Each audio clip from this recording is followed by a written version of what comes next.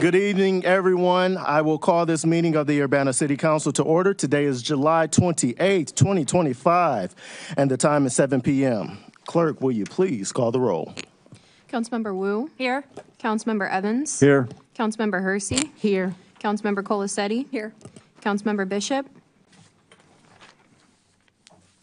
Councilmember Bishop. Councilmember Wilkin. Here. Councilmember Quisenberry. Here. Mayor Williams. Here. Thank you. All right, we have quorum. We may proceed. All right, the next item on the agenda is approval of the minutes from the following meetings. June 23rd, 2025, City Council meeting. June 25th, 2025, City Council meeting. June 25th, 2025, Special Committee of the Whole meeting. Are there any corrections? See none? I'll make a motion. Motion made by Mary Alice. Is there a second? Do you want to state your motion, Mary Alice? I'll second it. I'll move approval of June 23rd, 2025, and June 25th, 2025, as well as June 25th, 2025 Special Committee. I'll second. Awesome. Motion made by Mary Alice, seconded by Jaya. Any discussion? Seeing none, clerk, will you call the roll? Councilmember Wu. Yes. Councilmember Evans. Yes. Councilmember Hersey. Yes. Councilmember Colasetti. Yes. Councilmember Bishop. Yes. Councilmember Wilkin. Yes. Councilmember Quisenberry. Yes. So Councilmember Bishop has joined the call, and we do not appear to be able to hear her in chambers, so I don't know if UPTV is able to adjust that. Okay. We will give that a quick second. Chandra, can you hear us? Yes, I can hear you. Awesome. All right, that motion passes. All right, are there any additions to the agenda? All right, hearing none, we will move on. We will now move to presentations and public input. So first, we will welcome a presentation on the East Central Illinois Buildings Trade Apprenticeship Training Program. So if you gentlemen wouldn't mind coming up to the front, state your name, and the floor is yours.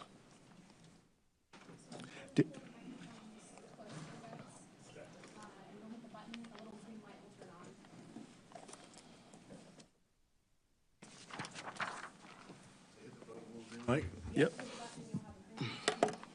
My name is Chuck Black. I'm the business manager of Ironworkers Local 380, and I'm also the recording treasurer and secretary for East Central Illinois Building Trades. And I sit on a committee of several trade members that govern a pre-apprenticeship that gives opportunity to those that may not have opportunity in a normal setting, to give them some education on the trades, what we can do, the education that we offer, and basically getting paid to learn.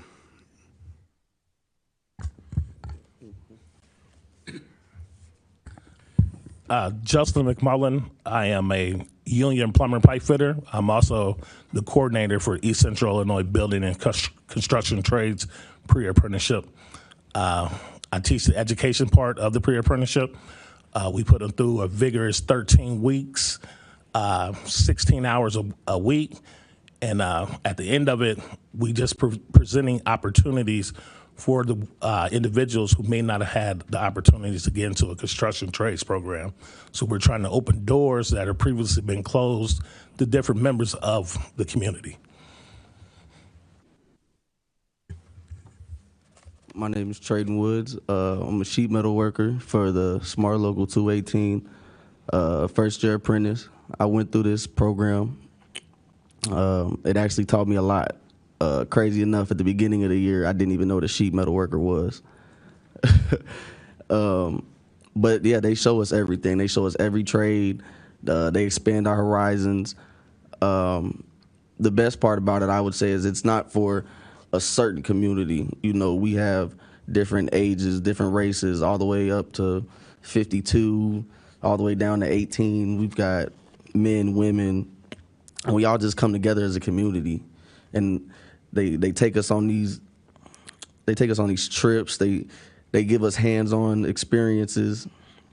They just do everything for us, and they prepare us for our tests. They prepare us for our interviews. They go the whole 9 yards, and the best part about it is they pay us along the way. So. So when he's talking about trips, what we do is we do on-site visits to the apprenticeship schools in the local area. Some of the locals may not have apprenticeship schools right in this area, and at that point we bring trade professionals from those locals into our shop setting to introduce our students. Basically we're trying to mirror what our population in our communities to the trades, and we think that's an important thing. And our program has been pretty blessed to place. How many have we placed so far, Justin? We placed 6 into different trades: sheet metal, plumbers and pipe fitters, cement masons, insulators, Yeah. Ironworkers. ironworkers. So it's pretty important, but it can't be done without a little backing. We're lucky enough to have some support through grants, through some state entities, county entities, and we just feel that it's an important partnership, and we'd like to have the city of Urbana's support. I will open it up for any questions, thoughts. I can kick it off if that's cool with everyone. I know it's no secret to the majority of folks back here for sure that, over the last few years, for sure, I've had, tremendous partnership with the union and trades. We've brought, I don't know how many job fairs, to the community, here over the last few years. I think Trey he attended one of those, if I'm not mistaken, so, just goes to show some of the, that it's a continuation, right? The reason I brought them, and wanted them to present was so that we could see firsthand, the benefits of the pre-apprenticeship program,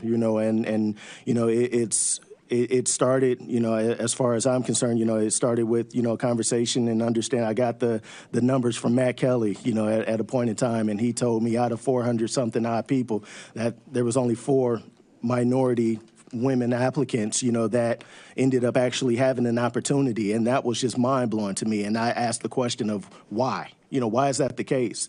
And it was simply due to, just the net not being cast broad enough, So one of the initial things was I said, joking with, Justin before, we're bringing these opportunities to the hood, right? And just opening that door, and providing these opportunities to folks who wouldn't ordinarily have access to them. Exactly what Chuck said, in that regard. So I want to say thank you all for not only taking y'all the vision and the thought and the work, y'all have taken it and just gone 1,000 miles an hour, and the numbers and results show. So my reasoning again was to bring them here so that we could hear it from the horse's mouth in a sense and know that when the time comes, that I want to ensure that the city of Urbana not only provides an opportunity of funding and helping this program because we see the benefits of it, but making it very clear, and I've told this to Chuck and Justin, we're going to have an Urbana-specific outreach program, to that. And that's where the direction that we're planning on going. So I wanted to bring them to you all, shoot whatever questions, thoughts, concerns that you all have while they're here. So thank you. Chris. Well, you're definitely singing my music. My road to recovery involved 3 years at a cabinet shop on North 45, working for Vic Fine at Timberline Custom Cabinetry. So I'm really high on this. My question is, where is the shop that you train at? Currently, we're at Local 149's Training Center, which is out in Savoy. 1005 South Dunlap. We're there 3 days a week. We're there from 5 to 9 Tuesday, Thursdays, and then from 8 to 4 on Saturday.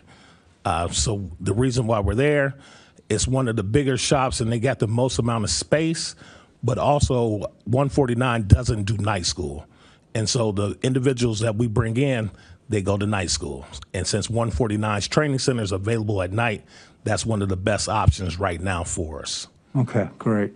How much, and I know, I'm just bringing up an idea, but are you interfacing with the Unit 116 school district to announce and expose people nearly graduating, particularly at the Freedom School? And I see you smiling, so maybe you have an answer for that. Right now, I actually had this same conversation when I'm actually a Urbana alum. So I saw my guidance counselor when I was over at Urbana. It's been a little while ago, but I saw her tonight, and she was like, "Hey, you have an in at Urbana High School or Urbana schools. Use that in and try to get in there and see if you get some opportunities from Urbana graduates." And so she told me who I needed to reach out to over at Urbana, and I think I got a lead on something to try to get in over at Urbana and push the program to the graduates coming out of Urbana. Super. And last question, and maybe, Elizabeth, this is too early to ask, but what kind of financing are we looking at? I mean, That we are in early stages on that, and I think once you have a vision of what the city's looking for, we can look at options at that point. When we first started this, we did it kind of with Champaign County grant money, and we did the first ARP here in Urbana at my local union. It was a summer program, so we're able to do it 2 nights a week and every Saturday, structured the same as what we have now in Savoy and in Danville. So this program that we've been fortunate enough to kind of step into with help. All right, we got state guidance, we've got CEJA, we got Hire 360, and we got a group of minds that think outside the box here. So it just depends on what your vision is to see what we need. And Chris, just to answer that, Elizabeth and I have had conversations around what that could be, but honestly, we wanted to bring it to you all before we, went down that. well, again, I said last question. One last question. Can I ask how much the students get paid when they pay to learn? So if you come every day for the 16 weeks and you put the hours in, it's only 182 hours for the total 13 weeks. And so the students get a $2,700 stipend for that. But you have to be there for that. Like, I'm not going to pay you if you're not going to be there. Yes, indeed. It sounds exactly like a job. Sharice.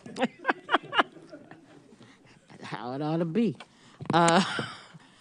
Question, is there any chance that this kind of program that you have, since you're talking about the N to 116,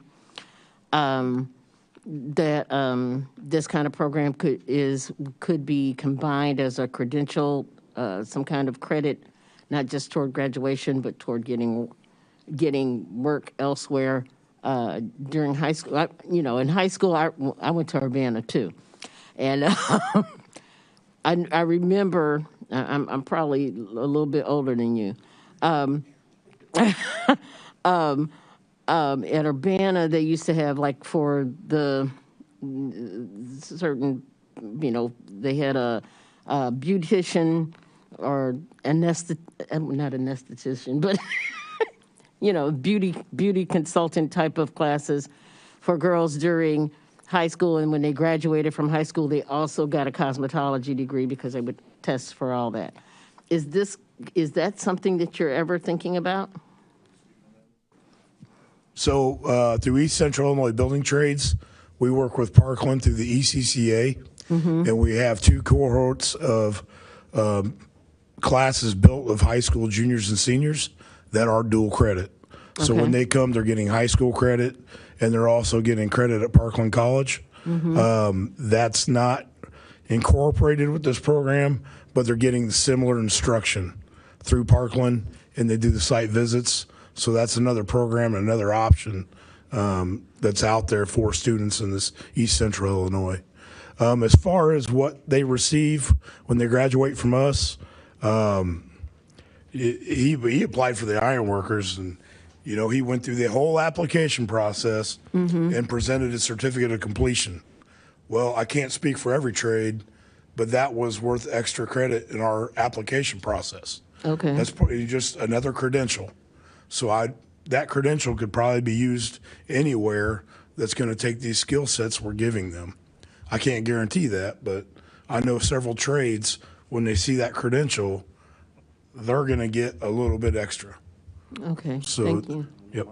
And another question, Traden, is that your name?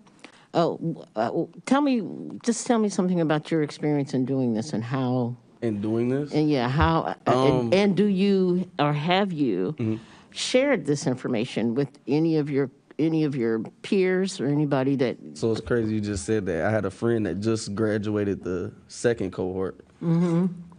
He's looking to get into the plumber and pipe fitters. He'll test for that next year. My experience personally, when I came in, I was lost. I didn't know anything. I was quiet. I was shy. Now I'm here in front of you guys speaking loud. They built my confidence up. They showed me what I needed to do, and they told me every step of the way, as long as you do what we say, you're going to get in.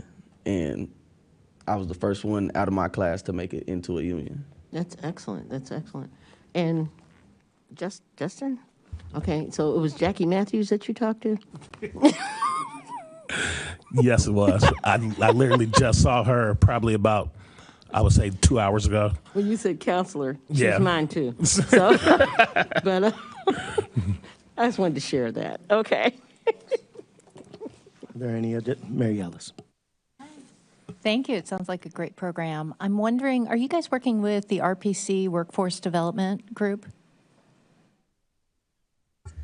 I think Justin can speak on this too, but yeah, they are a big partner, and they are taking, there's options there for people from Champaign County and surrounding counties that they deal with through RPC. So we've been able to utilize them as a very strong resource and made some pretty impactful life happenings for some of our graduates through RPC. And RPC stays with them once they're in their system and tracks them through their whole progression. After the program, they're a great resource. And what's your capacity, the number of people that you can have in your program at one time? Go ahead. So right now, the biggest class we had start was 20. The class that we're actually about to start our third program on tomorrow, and right now tentatively it's 24. I don't know exactly what we can do. When the classes get bigger, we need more instructors. So like the bigger the class, the more instructors we need. Right. And I've been putting on more and more instructors because I don't want to burn out my current instructors. I want them to be able to have a life outside of teaching all the time also. So like if we get a class of 30, I'm gonna put on more instructors. So it really just depends on who all applies, and the more people that we get apply, we will put on accordingly. So. Okay, thank you. Jay? Yeah, thank you all so much for coming and talking to us about this. Budget stuff always gets a little bit interesting, especially since we just did a budget. So it'll be interesting to see how this fits in a tight budget, but I'm really happy to hear about this program. We're very fortunate to be in a community with such strong unions, and I appreciate you guys helping lead folks, especially, from Urbana into these important trades. If there are folks, I know you said you're just starting a new cohort, but if there are folks who are interested in future cohorts, how do they find out about it? How to get registered? We can both speak on this. So we advertise a lot, and it's really simple to remember, builtunion.com. So we put it out there in several avenues. We've got good community leaders that help us push it out there all throughout our communities in East Central Illinois. So it's easy. You get on there and you're there. You can apply online. It's form fill, comes back to us through the state, and then we have an administrator that will sit and make phone calls until we reach you. It's kind of relentless. we get after it. I mean, it's not something that runs itself, so we do have to stay active, but it's definitely out there. You could probably Google search Hire 360, and we're going to get popped up. So. There any additional questions? Seeing none, listen, gentlemen, I appreciate you again, and as always, we'll be in touch and we'll talk soon. So, Thank you for the time. of course, thank you. Congratulations, Trey. Yes, sir.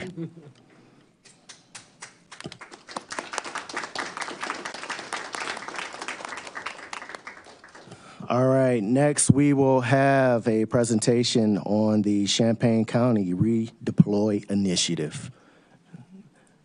Please state your name, and I believe you have a slide too, correct?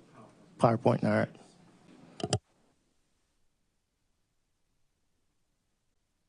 Press the button. Hit the phone. It says push. Okay. My name is James Benson. Don't be shy. It's all right. I'm usually talking without a mic. My name is James Benson. I am the Integrated Care Coordinator for the Champaign County Juvenile Redeploy Initiative. I just wanted to come and talk a little bit about our program. We've been in the community, and a lot of people don't know about us. As I said, my name is James Benson. I am also, in addition to being the Integrated Care Coordinator for the Champaign County Redeploy Initiative, I am also a member of the State Juvenile Redeploy Board. I'm going to be skipping some things because I only have 10 minutes. So Champaign County Redeploy Initiative has been around since January 2023. It started as a partnership with Dream and Cunningham Children's Home. Dream was the lead agency, and Cunningham was an assisting agency.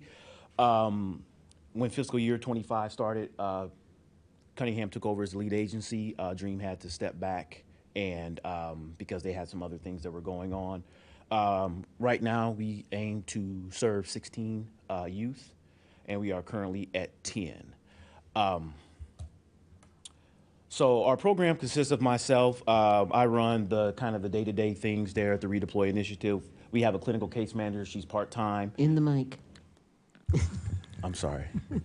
She's part-time, but she handles all our assessments and the mental health needs for the youth in our program. We have a case manager. She's really big with connecting kids with services, families with services, as well as doing a lot of the scheduling. And we have a family engagement specialist, and her job is to deal with the families, the caregivers, just everybody outside of the actual youth that we are serving. We're a small team, but we get after it. I'm gonna kind of skip some of the process. So in order to be eligible for the program, the youth has to be a resident of Champaign County. They have to be between the ages of 13 and 17.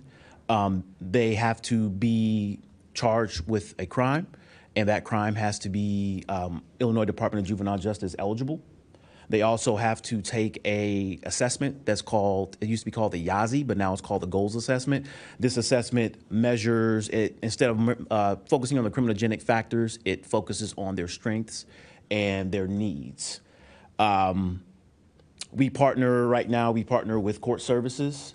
Our team consists of Julia Reed's office, the state's attorney's office, the public defender's office, court services, which includes the JDC and probation. So current challenges that we're having have been engaging with caregivers. With all the violence in the community recently, we've noticed that people say that the kids are falling through the cracks, and I think it's less of the youth falling through the cracks, and it's more of the parents and the caregivers not engaging fully. We can have the kid for 4 hours a week, which is a lot. Doesn't seem like it, but it's a lot. But then they go back home to the environments and the places that they have been. And if the parents or caregivers aren't knowledgeable enough to go to, work with us on the things we're working with the kid with, it just kind of falls by the wayside. Another challenge is transportation. I remember when I was a kid, you can, cabs and people ride the bus. Now a lot of kids can't ride the bus. Some of the kids in our program can't, for safety reasons, don't want to get on the bus, and we understand that. So I do a lot of transportation, affectionately known as the Benson bus. We get them to probation appointments. We get them to doctor's appointments, and making sure that those things are being taken care of. Another challenge is building local partnerships, which has actually been going pretty well recently. With our program being fairly new, a lot of people just don't know we're out there. So I've been spending a lot of time on phones, on emails, and meeting with different people in the community to let them know that we're here and this is the work that we're doing. Another issue is a lead agency model. We did not think that Cunningham would be the lead agency, and now that Cunningham is, there's been a lot of changes that we've had to navigate within the last fiscal year. Things that are going well, engagement with youth. We definitely engage with, our rapport with the youth is pretty good. I'm at the JDC Thursdays and Fridays, and so with that being said, they already have a relationship with me before they enter the program. So building that relationship with the kids is not difficult. Collaboration with court services. We work very closely with probation, of course, because the kids who are on it have to be sentenced to the program. We also work closely with the JDC. That's where a lot of our youth are when I get that referral and I go out and do the goals assessment. The buy-in from the judiciary is huge. That's one of the things that we needed in order for the program to actually be accepted here. Judge Rosenbaum and all the juvenile judges are really, they like the program. They're excited about what we're doing. Substance abuse groups. Every single kid that we have smokes weed, and they do it for various reasons. So we want to get behind those reasons, figure out why, and one of those ways that we can do that is through substance abuse groups. I'm going to skip the next one. Flexibility of funding for youth and family needs. That's one of the things that we do from the very beginning. Once a kid is sentenced, I'm following them out of court, talking to their parent, saying, hey, is there anything that you guys need? If they say, hey, we're short on food, tell me what you need right now, and I'll run to Walmart and I'll get it for you. We need help for our power bill. I'll call you tomorrow and we'll figure out how to pay that. Because if their basic needs aren't met, they're not able to do anything else. You know, we want them to concentrate on probation, but who can concentrate on that if they don't have anything to eat, or if it's too hot in the house, or it's too cold in the house? So currently we have partnerships with some tutors because all of our kids struggle with some academics. A lot of it is because they're just not going to school. And that's a place where they are kind of falling through the cracks, but we're actually working with the schools now to help do that. Clinical services, any kid that not flags, but comes up with something on their mental health assessment, we send them out to Dr. Dinesha Grissom. She does all our full psychological evaluations for the youth, and Redeploy foots that bill. Coming soon, life coaching. That's a place where I've actually been able to, just today I met with Pastor Hub to talk about the Hood to Hood mentoring. And we also want to bring personal training and nutrition to the families. Most of our families struggle with money. Money's a problem. And, you know, they may be on assistance, but we want to make sure that they are doing the best they can to have as balanced meals as possible, because mental health, physical health, they all go hand in hand. Just wanted to make sure. So our funding comes from the Illinois Department of Human Services. So we're state funded. It's not a competitive grant. It is a funding request. The big portion of Redeploy started because there were a lot of, let me step back. This is the 20th year that Redeploy has been around in Illinois. So Redeploy has been around and it's going to continue to be around. One of the reasons why the funding we get our funding from the state is because due to the Redeploy program, the state has been able to close in the past 20 years, I believe between 3 and 5 juvenile facilities that basically kid prisons. And they've been able to close that and then redirect that money into community-based sentences. The kids that we get in Redeploy are a lot of times on their last chance. This is their last chance to get a community-based sentence. And so we work with probation. We make sure that we are offering these family services that they normally wouldn't have access to. We have the funds to pay for, the emergency things. We're going to pay to get those psychological evaluations done. We really want to wrap as many services around these youth as possible so that we can say, all right, this is your last chance, but we have to show them differently. They have to be able to do different, and in order to do that, we have to approach them differently. Community safety is paramount. it's, that's why we collaborate closely with probation. If a kid is not doing well with us, we let probation know, we let the courts know, we get back in front of the judge, and, things happen very quickly. We are not a law enforcement agency, but we also understand that community safety is important. It's probably the most important thing right now. Our program has been directly affected by some of this gun violence recently, and so it's really lit a fire under our team to really try to get out into the community and just let people know that we're here, the work that we're doing is important, and make sure that that people are understanding that while these kids are doing some horrible things, they're also, at the same time, they're just kids, and they just need some guidance. And unfortunately, the parents need a lot of guidance too. And we try to do that as best as we can. I think that was my last slide.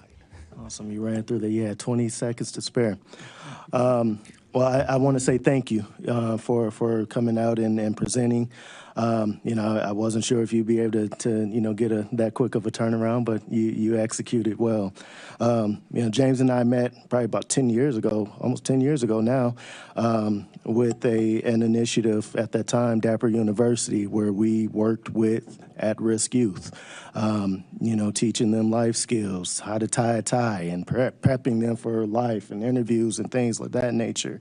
And here we are seeing, that those things are still important. So I'm encouraged, first off, to see that you're still in that space. The reason I asked James to present today, even in this space, was so that, as he said, the program is it isn't well known, right? And there's an important piece, especially considering the phase in which we are seeing the gun violence increase with our youth in particular, that we get the wording out, that we get the messaging out. And I feel, comfortable in knowing that James in particular has a genuine ear to the streets and what's going on, and has a genuine heart to want to serve in that space. So while we're not looking at a financial ask, one thing that you will see, as far as Deshaun, the city of Urbana is concerned, we're going to, look to hopefully work with some of the local banks to help provide financial literacy to the families of the kids that are in the program. That James and Champaign County Redeploy works with hand in hand. So that's why you are seeing him here with us today, so that when you hear the name come up again, you'll know and understand exactly why and where it's coming from. So at this time, if there's any questions, thoughts, or concerns from council. Grace. Thank you. Thanks so much for the presentation. Definitely an important area, and I'm really glad to see this program starting and building momentum and to learn more about it. Definitely agree that, youth need guidance and don't need to derail an entire life for mistake of the youth. So I'm looking forward to details of more of how to support, which I guess maybe question for another time, of how the city can support outside of those connections, if there's any particular ask or goal we're working towards. So right now, the only ask, or there's not really an ask, I just wanted to, let it be known that we're here. The mayor has already connected me with someone, and that was the gentleman from Hood to Hood Mentoring, so I was able to meet with him today. Excellent meeting, by the way. Thank you very much. And so, it's less of an ask and more of a, hey, we're here and we're doing some work. It's funny to come here and say we don't need any money, because we really don't need any money right now. We just want to make sure that that that we're here, and then if there's if there's things that we need, if community connections and things like that, I've already talked to the mayor about that, and we just wanted to just let you guys know that we're here. Awesome. Thank you very much. Yeah, very rare to not have a financial request with it, right? But yeah, happy to help connect, and definitely see you and hear you here, and happy to hear more from you. So thank you. Thank you. Sharice? Hi. Oh. I would like to have your, do you have a website, or you have anything like that? So unfortunately, we do not have a website. Okay. There is no funding for that.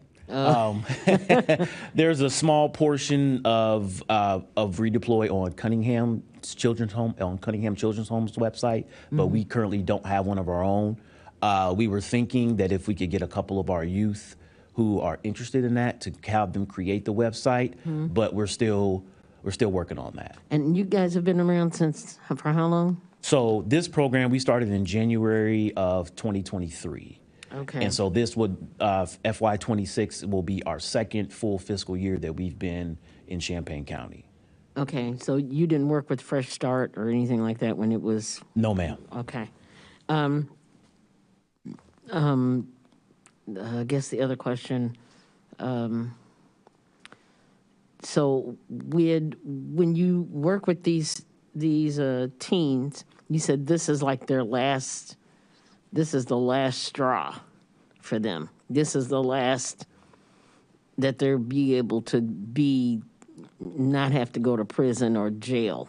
Yes, ma'am. Is that how that works? Yes, ma'am. So that is how we view it now. It's like this is your last opportunity to show us that you can abide by your terms of probation and that you can do what's necessary to remain a member of the community and still, not only serve the community, but, be there for your family and things of that nature. Now, we, as a board, as the state board, we would like to move away from that being how Redeploy is known for. We want to be able to intervene if a youth is already on probation and they're not doing great before they start using up their days in remission, which are days that they can be sent back to the detention center to spend time as a sanction. We want to intervene sooner so that we get there before they're on their last chance.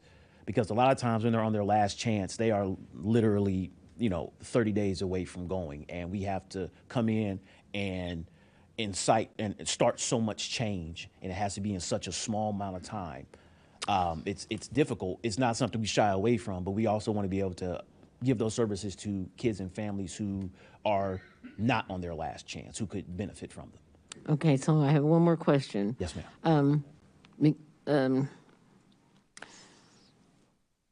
How do you work with families, or what programs do you have for parents that, because you said every child in your program smokes weed. I'm assuming that's not something they went to kindergarten and learned. So my question is, how do you work with parents, because that must be sanctioned in the home somehow? How do you work with parents to try to get those social skills where they can, my normal is not everybody else's normal, but I do want, you want to see a normal that's within a range of cooperation. So how does one? So we have our family engagement specialist. We do monthly parent support groups. And in those groups, the parents and caregivers, they come together, we give them some food, and there's usually a topic. And so between the family support groups and our family engagement specialists speaking with them, and we are in constant contact with the parents over the phone, text message, email. We say, hey, Sean is, still testing positive. We're trying to figure out what's going on in the home. And they get defensive. And sometimes you have to say, and I've said this before, look, here's the thing. You're of age, and if you want to use marijuana, that is your legal right, but your child is not. So we need to have a good conversation with your son or your daughter about the dangers of it. And a lot of times the parents will push back, well, you're not going to tell me what I can do in my house. Like, I understand that. But if you don't want the POs coming to your house, if you don't want to have to keep coming back and forth to court, I know you can't control your child's behavior all the time, but you can enforce things like, hey, you know what, you're not going to come home high. Just put some rules in there. Sometimes it works, sometimes it doesn't work. But at the end of the day, we try to empower the parent to be more parental, less of a friend, more of a parent, because that's what they're asking. They want the child to do as they're told. But if you sit down and you roll up with them, it's kind of hard to say don't smoke weed as you're blowing the smoke in their face. Yeah. Okay. Thank you. Chris. follow up on Alderperson Hersey's line of questioning. They're on probation with Rosenbaum and Reeds. I'm assuming that they can't drop dirty if they're smoking weed. So what happens when do they get violated right off the bat, or what's going on? Typically, they do not. When they do have positive screens, it's addressed in court. They are reminded of the rules that they signed off on. A lot of them have days in remission, which are days that can be used as a sanction, and the courts will use those days as a sanction. We as a program will require them to meet with either our clinical case manager, Shay, or if we referred them out to another agency, we will require them to meet more often with whoever their counselor is to discuss their substance abuse issues. We will also require them to come to their substance abuse groups. Usually it's every other month, but we'll make them come once a month. During the school year, they don't want the kids to miss a lot of school, the ones that are attending. So locking them up immediately for a positive drug screen is just not something that they do. The ability is there, but again, we want to get to the point of why they're smoking. A lot of the kids are smoking too because they have undiagnosed mental health issues. They're dealing with things, and this is how they numb. So by finding that out, we can say, hey, we know that he tested positive this month, but he admitted that he's only smoked 3 times this month as opposed to 20 times last month. And we take them at face value. Now, in juvenile court, they don't test levels, whereas adult court, they can test levels. They can say, okay, your levels are here. Next time you come to court, they should be lower. They don't do that for juveniles. So they're not always violated for that. But if there's a pattern of that, they can, there's other tools in the court's toolbox. They can file a contempt petition, which can open up an additional 180 days that they could be used for sanctions, as opposed to revoking their probation. Because a revocation of probation is typically going to send them to the Illinois Department of Juvenile Justice, which is something that is not ideal. What access do you have to substance abuse treatment in town? So we started our own in-house one because Rosecrans is an excellent provider. They're just overwhelmed with adults and juveniles. So Rosecrans is kind of what there was before, and now there's us and another option with Rosecrans. I wish I had more for that, but that's what Sounds we have like right now. there's a need for additional Yes, substance absolutely, abuse. absolutely. Thank you. Mary Ellis? Hi, thanks for coming and telling us all about your program and not asking us for money off the bat. So do you have any information, data on the success of Redeploy in terms of, you had mentioned that they were closing some of the juvenile facilities. Is there any estimate in terms of how many people they were able to turn around? I don't have a estimate. I can get that information, but right now, the only information I have as far as that is for FY25, the baseline here for Champaign County was 28. So 28 youth being sentenced to Illinois Department of Juvenile Justice was our baseline. Anything above that is bad. We ended the fiscal year with 8. So there were only 8 kids who were sentenced to the Illinois Department of Juvenile Justice this does not include Class X felonies, but only 8. So we are well below our baseline, and that's how success is measured. So right now we're successful with that, and I think out of all the sites in Illinois, only 3 were above their baseline, and a lot of that is because their baseline changed based on some demographic things. So when you talk about baseline, you're not talking about the same kids, right? So 28 is your baseline, and you said 8 have been referred to juvenile detention. So it's not 20 kids, right? It's a different group of people. Is that Correct. right? Okay, I'm just double checking. Thank you. All right, is there any additional questions? All right, seeing none. James, thank you again for coming, and I'm looking forward to working more with you. So let's get to it. Thank you. All right.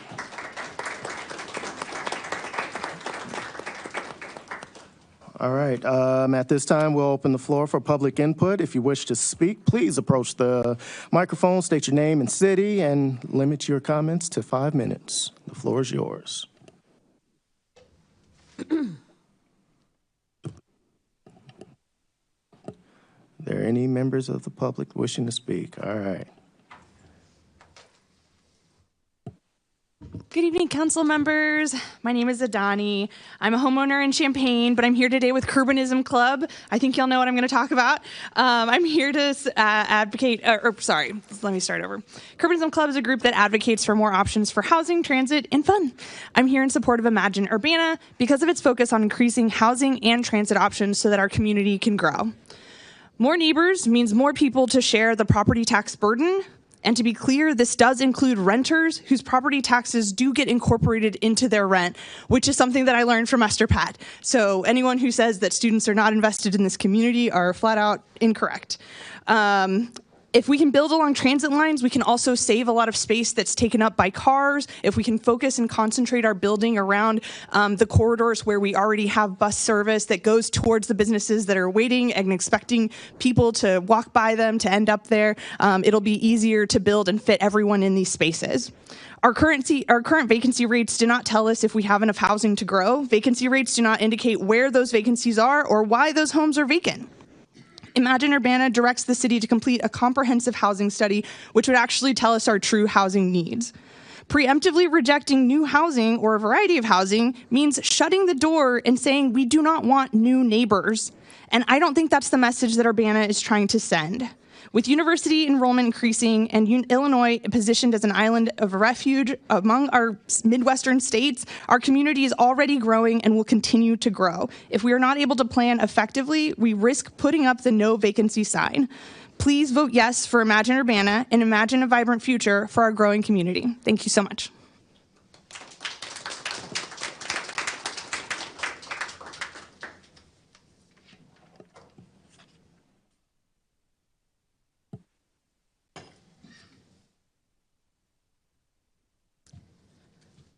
Thank you, Council and Mayor, for allowing me to speak today. Hello, I'm Annie Adams, Vice Chair of the Urbana Bicycle Pedestrian Advisory Commission, BPAC, and a resident of West Urbana, represented by the lovely Mary Alice Wu. I am here today to share why I support moving Urbana forward with the Lincoln Avenue Design Solutions and the Imagine Urbana strategies. First, something we can all agree on. I'd like to congratulate the Urbana Fire Department on their successful and daring rescue operations in extreme heat at the University of Illinois campus Farr Resident Hall, which during the school year houses residents of Urbana. Your training, cooperation, coordination, and preparations paid off. Your high standards and readiness make me proud to live in this fine city. Due to the university's housing options such as Farr and Orchard Downs and private housing options including Hendrick House and other rental properties, approximately 50% of our residents are students. As a result, Ms. Wu and Mr. Evans have the honor of holding 2 seats on council, given the large student population in their West Urbana wards. The University of Illinois Urbana-Champaign's enrollment, along with its campus, instructors, and support staff, has been growing steadily for years. In 2015, enrollment was 44,000. By 2024, it increased to 60,000, and 2025 promises another record-breaking year, with potential plans for future years to grow to 90,000. Our cities have seen and will continue to see an increase in students, professors, support staff, administrators, healthcare staff, facilities, restaurants, bars, escape rooms, grocery stores, arts, music, culture, events, bus routes, bike lanes, and housing. Some individuals will require short-term housing, such as a hostel, while others will need it for a few months, and still others will need it a few years or even a lifetime. We can either choose to imagine what kind of housing our neighbors on the other side of Lincoln Avenue will need and what type of road they would like to cross, or we can ensure that there are no affordable or reasonable priced housing options. They can self-deport to Champaign, where the City Council has consistently passed progressive small growth strategies. Illinois is an R1 university, meaning it is a Research 1 university. Around the world, Recruiters around the world recruit our students, faculty, and staff who go on to shape government policy, start businesses like YouTube, and making a lasting impact on the world. The real questions are, what are we doing to keep them? And what are we doing to ensure the success of the university doesn't stress the housing market in ways that hurt our most vulnerable residents? The Regional Planning Commission has recently shared that Champaign County has had the highest road fatality rates in 20 years. The good news is that by adopting a safe systems approach, the university, which has the most complex and congested streets, has achieved 0 fatalities. RPC would like Lincoln Avenue to become part of the safe systems road design. Have you seen the dash cam footage of the car driver almost killing 3 students at Lincoln in Ohio? I have. The driver shared it with BPAC and begged us to fix the road. On Sunday mornings, I watch families line up and run across Lincoln Avenue to get to church, and it's not because they're late. People want to cross Lincoln Avenue, walk on the sidewalks, and ride their bikes, scooters, and assistive devices without getting hit by cars. This plan achieves this goal.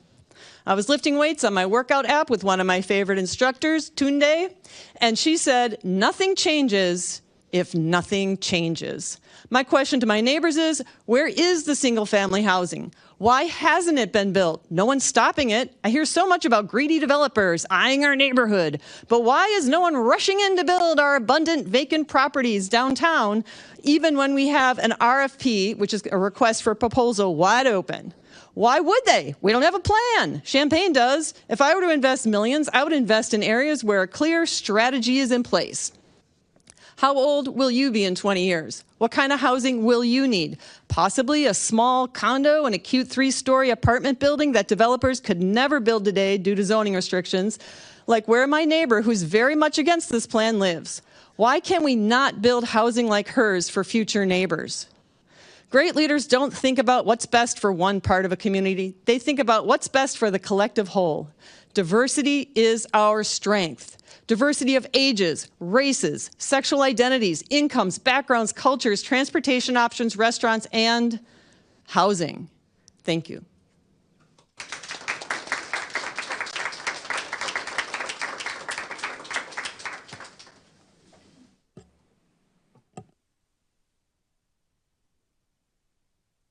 I'm Paul Hickson. I live at 209 West Indiana. And I was up here last week, and I listened. I'm an IT guy. James knows me. Mary Alice knows me professionally. I worked 50 years for the University of Illinois in a variety of capacities. I attended a meeting at the Y where candidate Williams was talking about being sensitive to neighborhoods. And we pretty immediately connected. I have a social activism background, and I work with the UCDB board. I work with the Campus Community Compact, and I'm very passionate about how we use IT resources to help all citizens. And those citizens may be youth at risk. They may be senior folks who are concerned about how do I use my portal and not have my identity ripped. But I'm not going to talk about that tonight. I'm here because I live in Woona, and I spoke at our last meeting, and I listened also. And I'm going to presumptively, I hope it's okay, Mayor, say that you and I kind of immediately did make a connection on the need to use IT resources for social good. With that basis of commonality, I also noticed another characteristic of you, and that is you are a consensus person. I think I told you, you reminded me of the Charlie Ziproad I used to know at Busey Bank. Everybody could approach Charlie on any problem. He wasn't partisan. He was an Urbana guy. I'm here tonight about Woona, and I listened as well as spoke against the Imagine Urbana program. I spoke against it because I do live in Woona, and I do think that as it was presented and as is being discussed in Woona circles, I've seen the emails that are going on, you may have as well, Mayor, where folks say they talked to you and you didn't deliver. Well, I disagree. You have sought a middle way. I heard you at the last meeting say that you supported the amendment that Mary Alice had brought forward. But as I listened, I also understood that Councilperson Colasetti. Don't forget to speak into the microphone for on the record. You also had needs of your neighborhoods that were reflected in the wording that the city staff was talking about, the urban planners. I think that there's a way to modify the proposals that my dear friends and Woona reps, fellow persons, Esther and the other people who met with you and are now saying you didn't deliver, to satisfy them and you.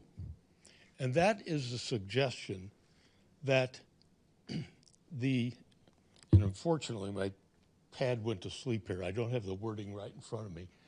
But there were three things they were looking for. And if it could be modified in the proposals that you have offered, Mary Alice, and may even offer again tonight, that there were three things. And if the first two of them could be modified to say that those would be maintained in wards where there is a clear demonstration of support for them. That would allow your ward, Mayor Wilkin, or Congress,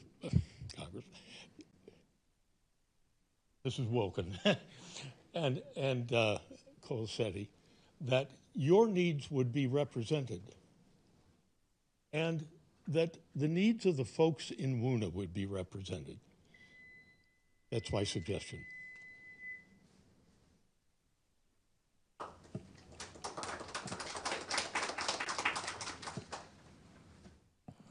right. Are there any additional, all right.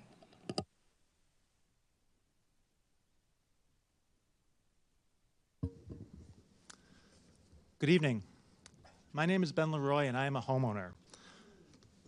My name is Ben Leroy, and I am a homeowner. The home I own is in a Champaign neighborhood similar to West Urbana, and so I am here to stand in solidarity with my fellow members of the property owning class, in particular with my Woona homeowner friends, against the Imagine Urbana Comprehensive Plan. I am 37 years old, which means I came of age during the Great Recession, like so many of my generation did. Those were tough times for many people, but not so much for me. My parents had good jobs and supported me through college and 2 graduate degrees. In my mid-20s, I inherited some money from a relative, and at the end of 2016, I used that money for a 20% down payment on the house I still own and live in today. These are not advantages that many people of my generation had at that stage of life. Am I a fortunate person? Yes. Do I wish that everyone in my generation had received similar privileges along the way? Of course. But they didn't, and so the question arises, where are they to live? I can tell you this much, not in my backyard. Allowing modestly scaled multifamily housing to incrementally develop across West Urbana and other neighborhoods like mine would be a travesty. First and foremost, think of the aesthetics. When I bought my house 9 years ago, I acquired title to my property. But in addition to acquiring that title, I also acquired a sense of entitlement. I looked at a couple dozen houses during my search, and I bought the one in the location I liked the best. Even though I specifically avoided HOAs and thus don't have a legal right to control what my neighbors do with their properties, I still feel like the city has an obligation to act as my HOA and make sure the neighborhood changes as little as possible now that I live in it. I pay taxes, don't I? And I like the way things look just fine. If people want things to change so much, they should go do it in a neighborhood that's less special than mine, or dig up a cornfield or something. Leave my neighborhood alone. Second, there are already enough apartment buildings in town. As a former municipal land use planner and a current planning law instructor at the University of Illinois, I can read the vacancy numbers in the federal statistics just like my WUNA friends can. And like my WUNA friends, I can also ignore that the sampling period covers COVID and that there are inexplicably wide discrepancies between reported vacancy rates in Champaign and Urbana. By the way, please don't try to nail us down on what the proper citywide vacancy rate is at which we would support multifamily housing in West Urbana. And please don't ask us about the housing scramble that had many of my students in a panic for yet another leasing cycle. My WUNA friends and I both care about vacancy rates because we care about tenants, so long as we don't have too many living in our neighborhoods. When vacancy rates are not low, landlords need to compete for tenants on price, maintenance, and service. You might think this is good for tenants, but it's actually bad for them for several reasons that I won't explain, so please don't ask me. If anything, we should be pushing vacancy rates as close to zero as possible so that tenants can enjoy the thrill of the hunt during leasing season and the joys of living with roommates until their 30s. By the way, you may be wondering, what about all those vacant bedrooms in all the West Urbana houses occupied by empty nesters? Is that a vacancy rate you should care about? Of course not. When a single couple lives in a 4-bedroom house, it's inaccurate to consider their extra bedrooms vacant. Is a room really vacant when it has a Stairmaster, stacks of boxes, and a twin bed that gets cleared off every Thanksgiving when the adult children come to visit? Third, I want to talk about affordability. As someone who sympathizes with the less fortunate, I think housing affordability is super important, but there are a couple caveats to that. First of all, please don't put any affordable housing near my house. It's important to me that my property value stays as high as possible so that I can access easy credit and make a lot of money when I sell in a couple decades. Additionally, please don't raise my taxes to subsidize new affordable housing. Definitely subsidize it, but don't use my money to do it. Finally, don't listen to people who say that new multifamily housing prompts existing multifamily housing to lower rents so that it can compete on price versus newness. True, this phenomenon has been documented in housing markets across the country, which is why, again, it's really important that you ignore the people who draw your attention to that. Ultimately, I'm here because I care. I love my neighborhood just as my friends love West Urbana. It's very comforting to live in a place where the government excludes new housing. It means I get to have it both ways. I can call on my government to improve our community in line with my progressive values, but I can also lobby you to not do it in a way that materially impacts me. You may notice that I'm a couple decades younger than most of the people who have spoken against Imagine Urbana.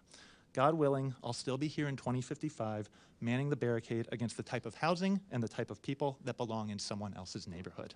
Thank you.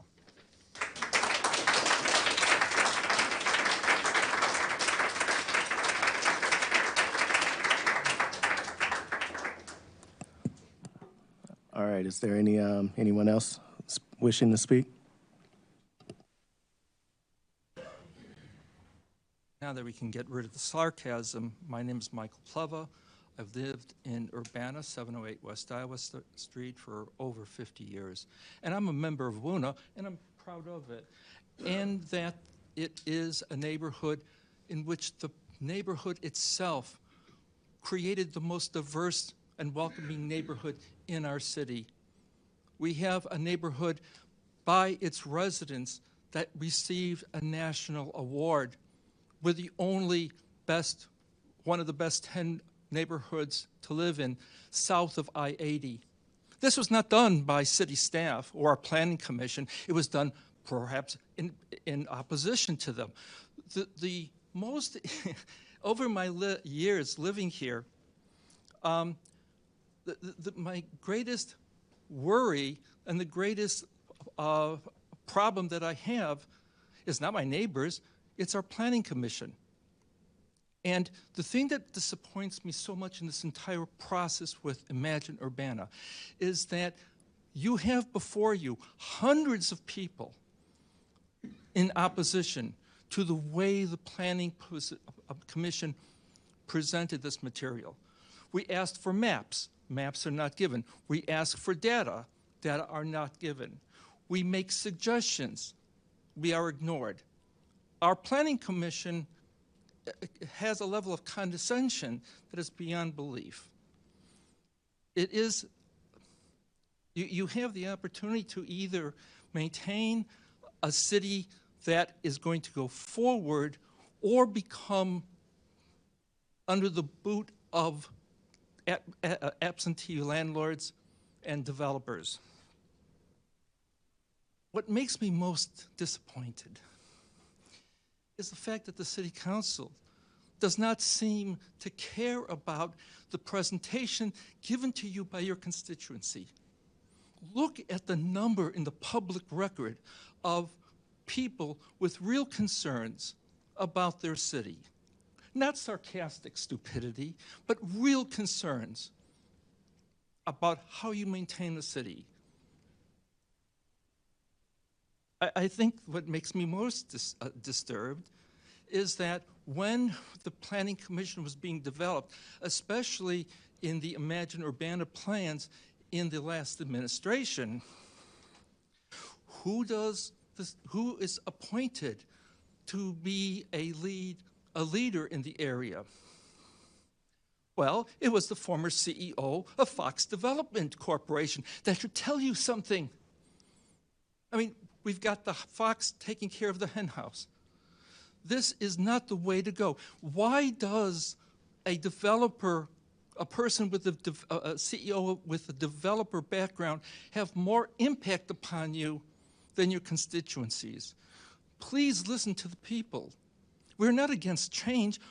Woona has changed tremendously, and in most cases for the good. In our city, we have the highest we have the lowest average rate of property value. We have the lowest home ownership level in the city of Urbana as compared to our adjacent cities.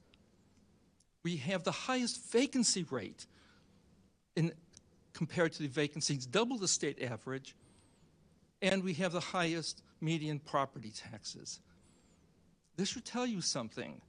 Please listen to the people and don't discard our opinions and only accept what is being presented to you by the development people. Thank you.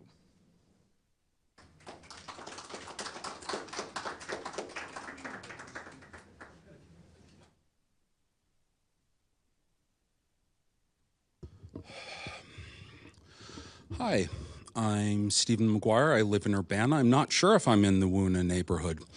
Live in town country. I can say this.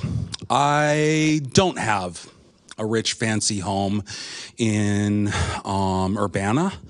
If I did, I'd say this. Put affordable housing in my backyard.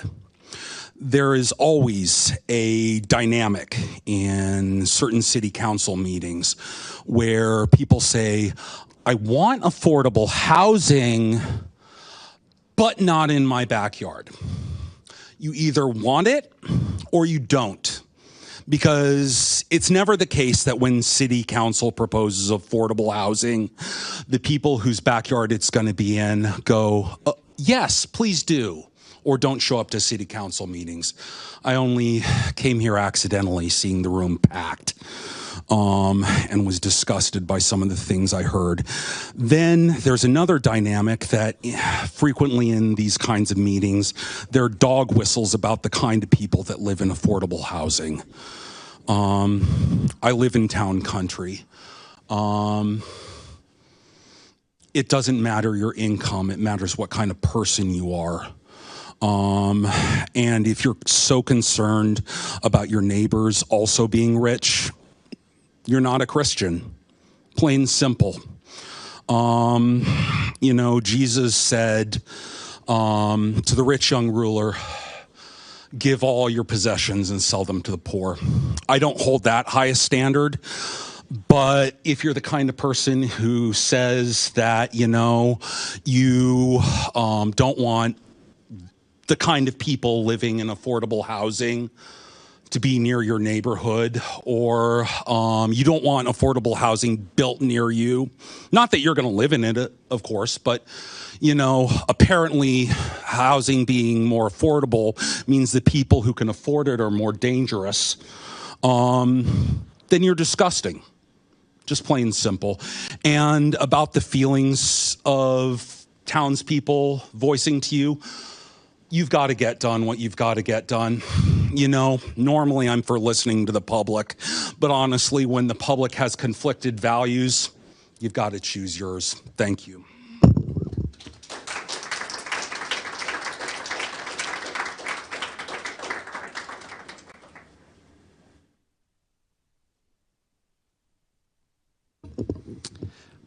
Good evening, I'm Eric Sachs. A lot of red herrings presented tonight.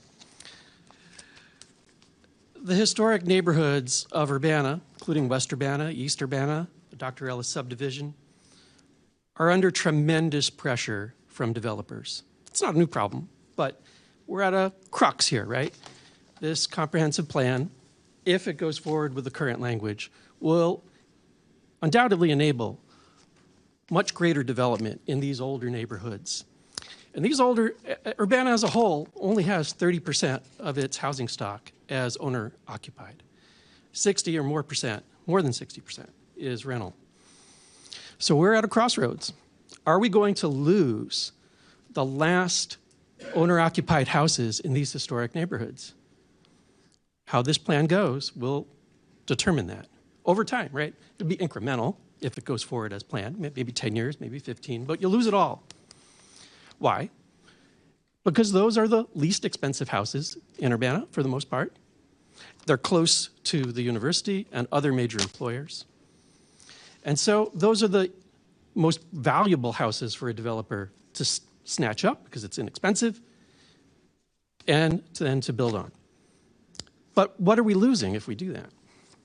We're losing the opportunity for young people, a little bit older than most of this crowd, to purchase their first house and develop wealth over time. That is the way people have in the US traditionally accumulated most of their wealth, is through equity in their homes. So if we're going to make everybody a renter, and a renter of high income, unaffordable luxury housing, which is typically what goes in when new development is put in, will we be helping with affordability or helping to have a more diverse community?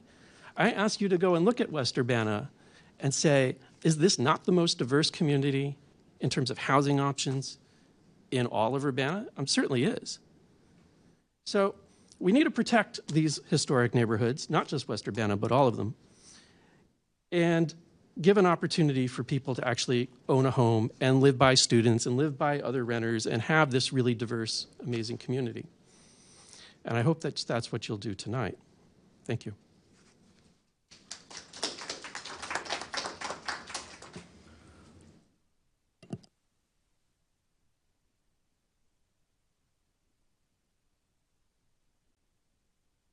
Hi there. My name is Coco Gabhart, and this is my husband, Edgar Mejia. And we're homeowners in Urbana. So my husband is a student at the university, and I'm a small business owner. We rented for 10 years before buying our first home here in Urbana. And one of our top values is charity. And so when we bought our home, we deliberately bought a multifamily property because we wanted to be able to create housing for other people. Now, a lot of times policies are made in a way that benefits one situation, but something that I appreciate about Urbana is all of the ways that policies have been created so that we can all be charitable towards one another. And so that's why I support Imagine Urbana, because I love the idea that we can create more ways to be charitable towards all kinds of people, all kinds of situations, not just one person in one situation. Just a little bit to add. I actually was an undergrad here back in 2018, and then I came back to do my PhD. So right now I'm doing my PhD in material science and engineering. And I think that instead of seeing the world as, okay, the students are just passing by, I think that there are a lot of people, even in this room, who have been students here, really became part of the community, and now they're adding a lot. So I think that that's another big thing to think about, like where is the investment happening and if those people are going to give back. Thank you. Thank you.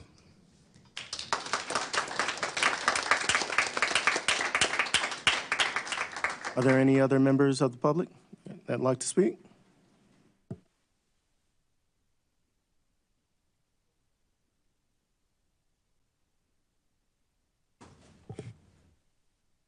My goodness, this mic is tall. I will just briefly pause you. I am having some sort of difficulty with the timer. I'm unable to stop it. It's going to beep when that hits 0.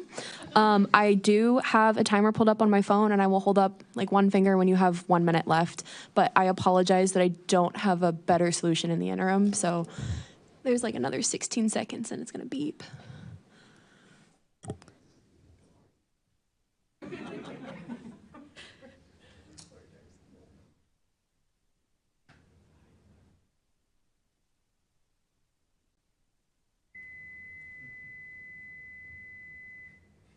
Hi, my name is Jamie Tiger. I'm a student, and I'm here today to support the Imagine Urbana plan. As someone who's lived in the area my entire life, I've loved and appreciated the city of Urbana for its history and its diversity. But as someone who has recently developed problems walking, I found it increasingly difficult to explore and love what the city has to offer. I support this plan because of its points to increase accessibility, enhance and preserve the natural environment to provide clean air, resources, and natural beauty, and promote neighborhood centers that support small businesses and third spaces that are accessible and enjoyable for all.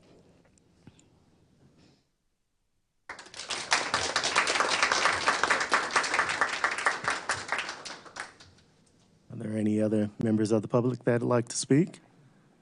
All right.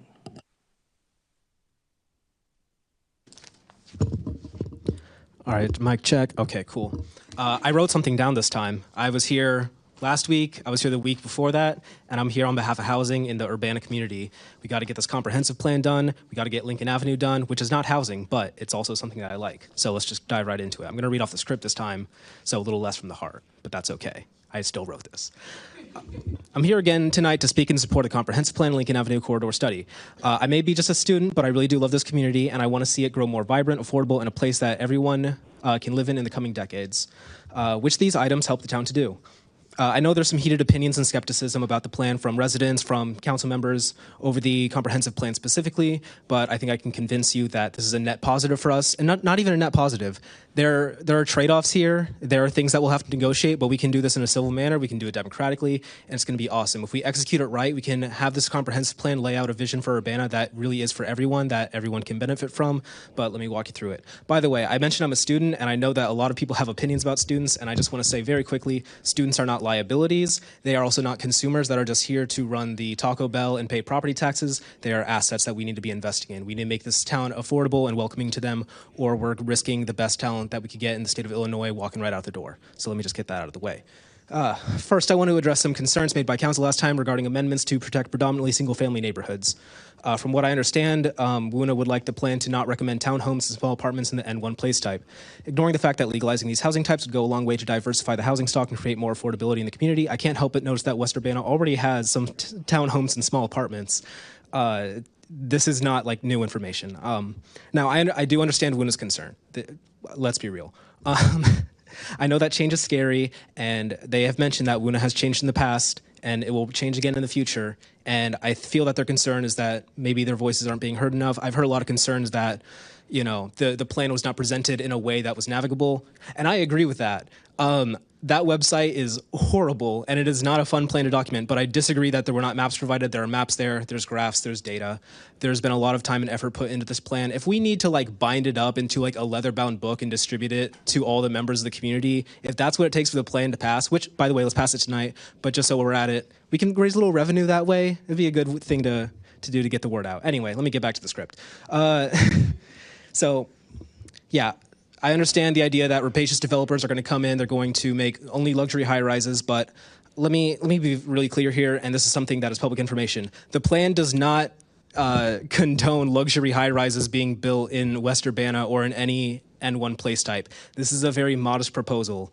And if done correctly, it can really enhance all the N1 place types with more neighbors that are willing to contribute to the community. Renter or not, we all have a stake in the success of Urbana, and not only should we be happy that people want to move here, but we have a chance to open up new opportunities to existing residents to live in more affordable housing types that fit their needs. New construction is not affordable to new or to lower income families. I agree with that. But the response to that is not to ban new construction or try to finagle our way around neighborhoods changing at all. No, if you want neighborhoods to stay unaffordable, the best way you can do that is by banning new construction and different types of housing. So closing the door to new construction in a university that is increasing enrollment, as someone else mentioned, is the ideal way to make housing unaffordable, not just for students, but the entire region. And no one is advocating for everyone to be a renter for their whole lives. I certainly don't. And luckily, the plan does not recommend that. So there's a lot of strong feelings about housing in this plan and confusion about where and when, what kind of new housing is appropriate. And it seems to me that passing this plan will also kick off the housing study that we desperately need. And passing this plan does not mandate any zoning changes. So this is not all happening at once. So hear me out. Let's pass the plan tonight.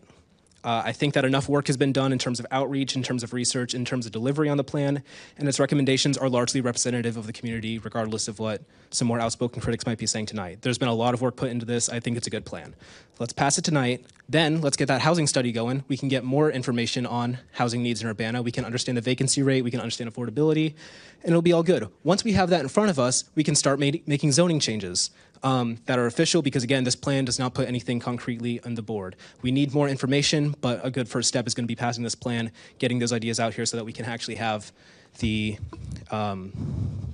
discussions in the future. I only have 30 seconds. Let me finish this up. First, small business. The WUNA also opposes the small business amendment, or the small business edition. We got to have those. Both my parents are small business owners. They wouldn't have been able to do that if small businesses were banned in their neighborhood. So we got to have that. I don't know why you don't want to walk to a coffee shop, people in WUNA, but I promise you it's amazing.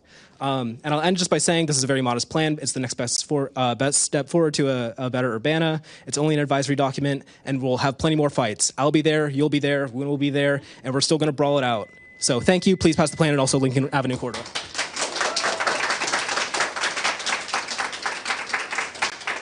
All right, are there any additional public input from the audience?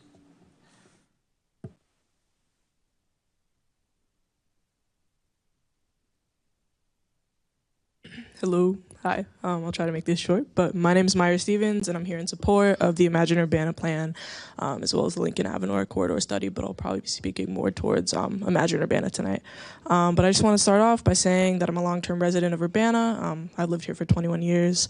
I currently live in Ward 7, but I've also lived in Ward 3, and just in a couple days I'll be moving to Ward 1 to live in my new apartment. But yeah, I'm currently going to be a senior at the University of Illinois. I just so happen to be studying urban planning.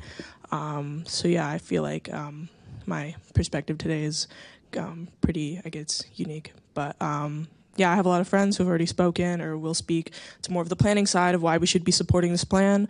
But I was hoping to speak today to more of my experience as a resident of Urbana. Something that I really wanted to emphasize was that Urbana desperately needs structure. At the moment, Champaign dominates in just about every single way, and they're constantly making investments into their community that are planting the seeds to make incredible impacts for their future. The fact is, whether we like it or not, Champaign-Urbana is rapidly growing, and we need the resources to be able to be ready for part of that growth and not get left behind. Again, I'm not here to speak much towards the planning side of this plan, but I did want to quickly note that by voting for this plan, we wouldn't be just automatically kind of just like, there wouldn't just be like, another copy of the dean just popping up by some professor's nice single family home. But this plan would rather give us the option to be able to kind of explore the idea of potentially supporting some more, middle housing that Urbana kind of desperately lacks. To kind of wrap it up, I personally feel like Urbana has been making some very, very positive steps in the right direction. This year alone, H Mart opening was probably one of the busiest times I've seen downtown since the Sweet Corn Festival. I feel like we have so much potential for Urbana to keep its strong sense of culture, community, and independence that makes it so unique. But by pushing away this comprehensive plan or any sort of structure moving forward, I guess while pushing this plan could maybe make us feel safe now, I think it would have pretty devastating effects on the future of our community. But yeah, I appreciate all of your time. But yeah, I strongly urge you to vote in favor of Urbana's future.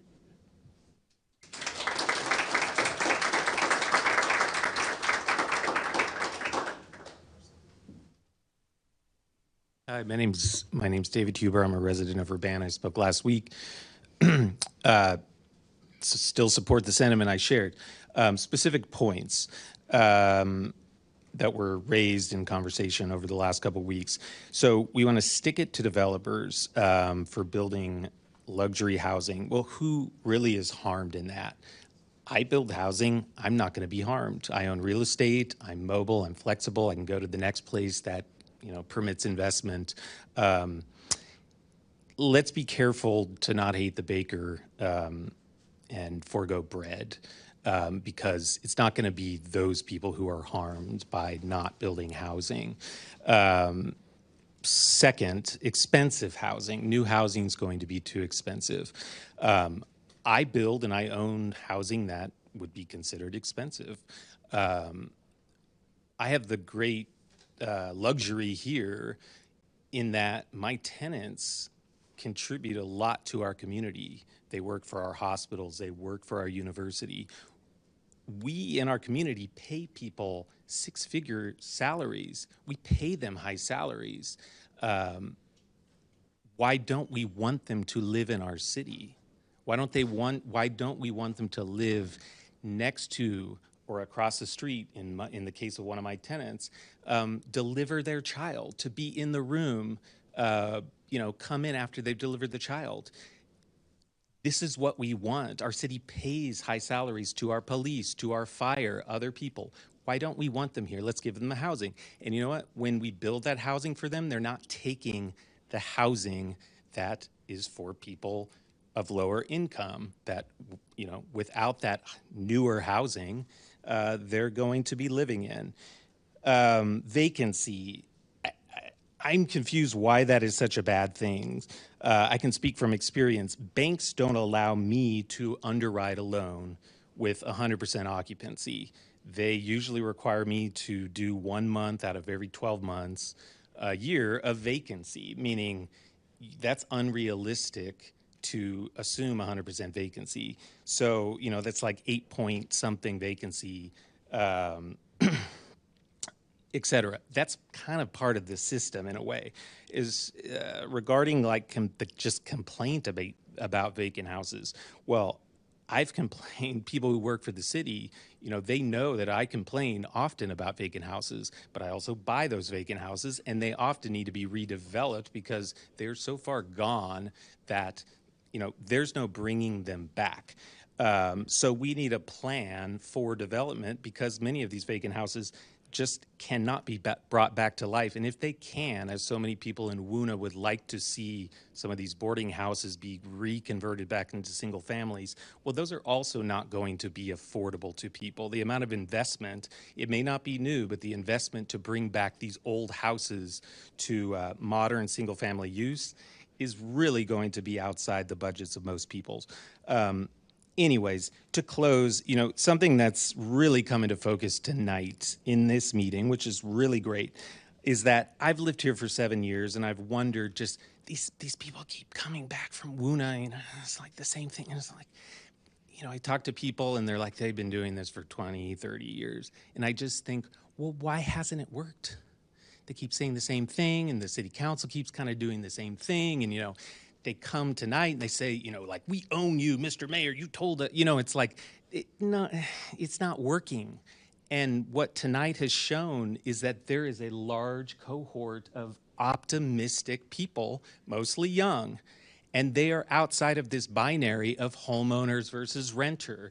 This thing that has kept us stuck as a city, apparently well beyond my time living here. But many of us here, can get beyond what has kept us stuck as a city. And this is the important thing about the plan. We have to get beyond, I don't want to say Woona, but unfortunately the constituents there are the ones that are blocking change, and not just change, but mentally they are blocking us from thinking beyond what exists. Okay, it's called Imagine Urbana, and probably the most damning thing I'll say about the opposition is that they cannot imagine Urbana. They are more afraid about what has been done rather than thinking about what could be done. That's our job. Thank you.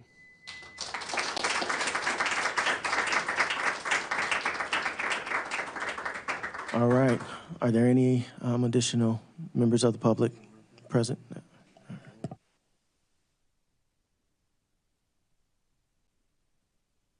Hello, my name is Rowan Abzug. I am a student at the university. I've also been a resident of Champaign-Urbana for 17 years. I tried writing something, it did not work. So I'm just gonna say a couple things that have been on my mind in the last couple years as I have learned more about the world I live in and specifically the city. I feel like recently I've gotten to see a lot more of that world instead of being, in the back seat or passenger seat of my parents' car, wherever we happen to go for 5 days a week, every week.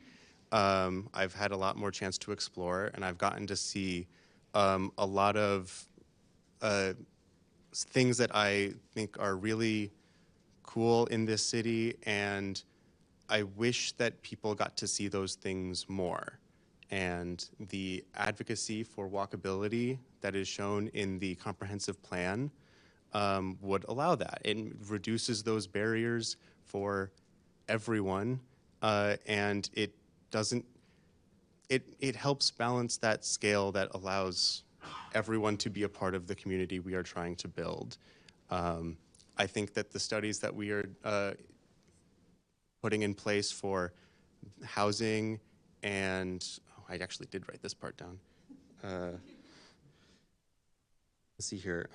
Infill development and specifically surveying for safety and walkability, trying to get that, the inclusion of the public could be really great to see a good city grow more than it already has. Yeah. Thank you for your time.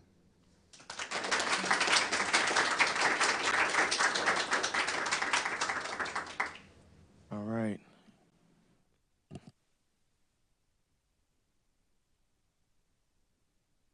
Hello, everyone. My name is Tim. I'm a longtime resident of Urbana, and I'm also a small business owner in Urbana and also house owner in Urbana. And then today I've seen so much growth in Urbana in the past few years, specifically in our downtown, and I believe all the city councils have agreed to that. And I don't think that's by chance.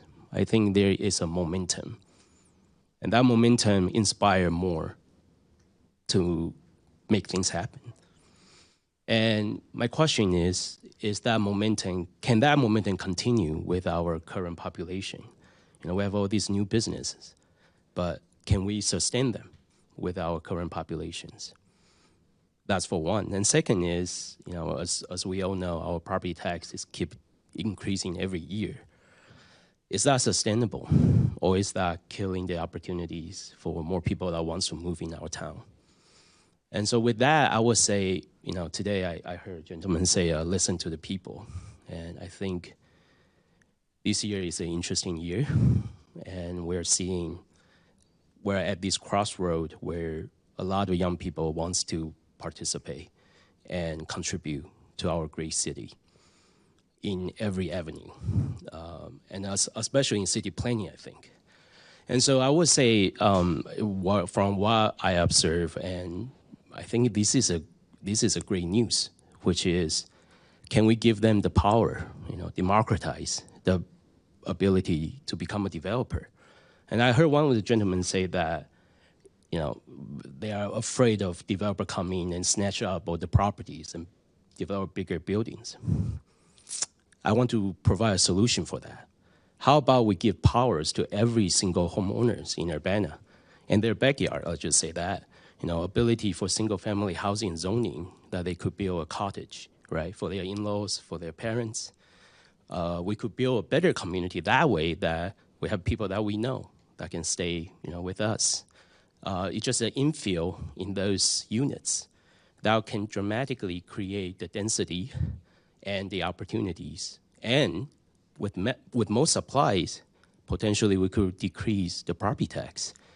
And the developer probably don't want to come in because it's already filled, and we don't need to sell our home. We could use what we already have. And so this is a perspective I would like to propose. And I'm really glad that today so many young people come out and speak on these issues. They are clearly passionate. And I hope that we could pass the comprehensive plan as it is without any other more restrictions right now for the single family homes, so that we could provide opportunities for these young families and young people for them to buy in Urbana, build in Urbana, and make things happen in Urbana. Thank you.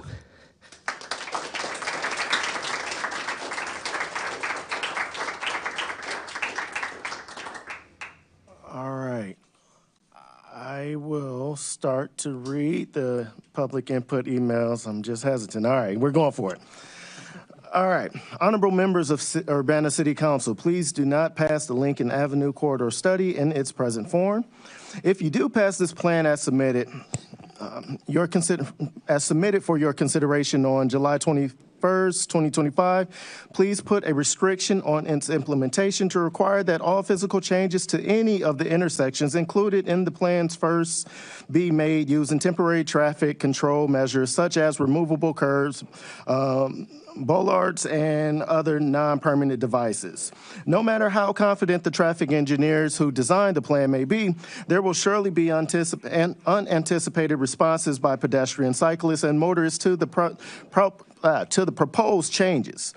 Going ahead and making those changes permanent from the outset will likely result in wasted time and money when alterations are required.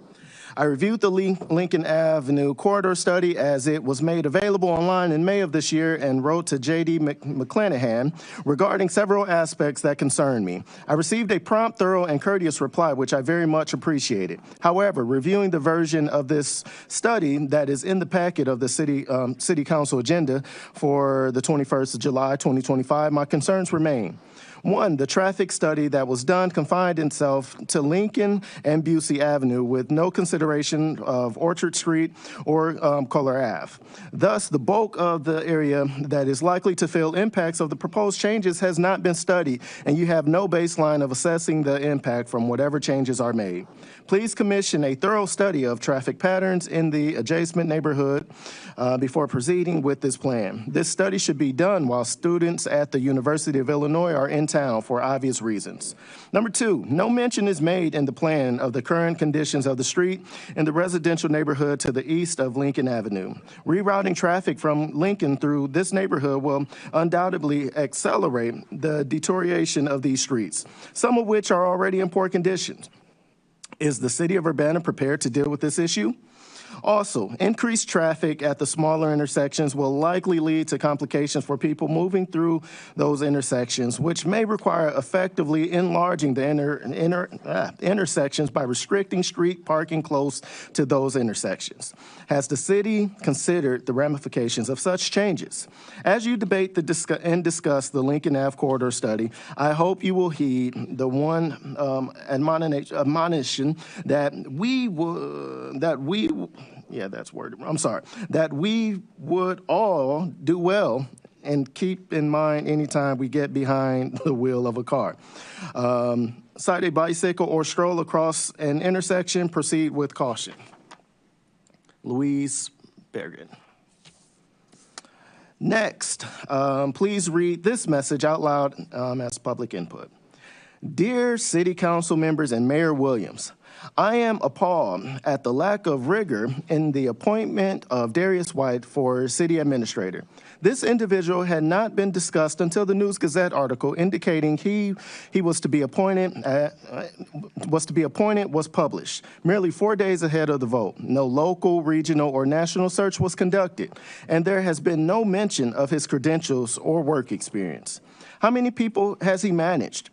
How big of a budget has he managed? What is his management style?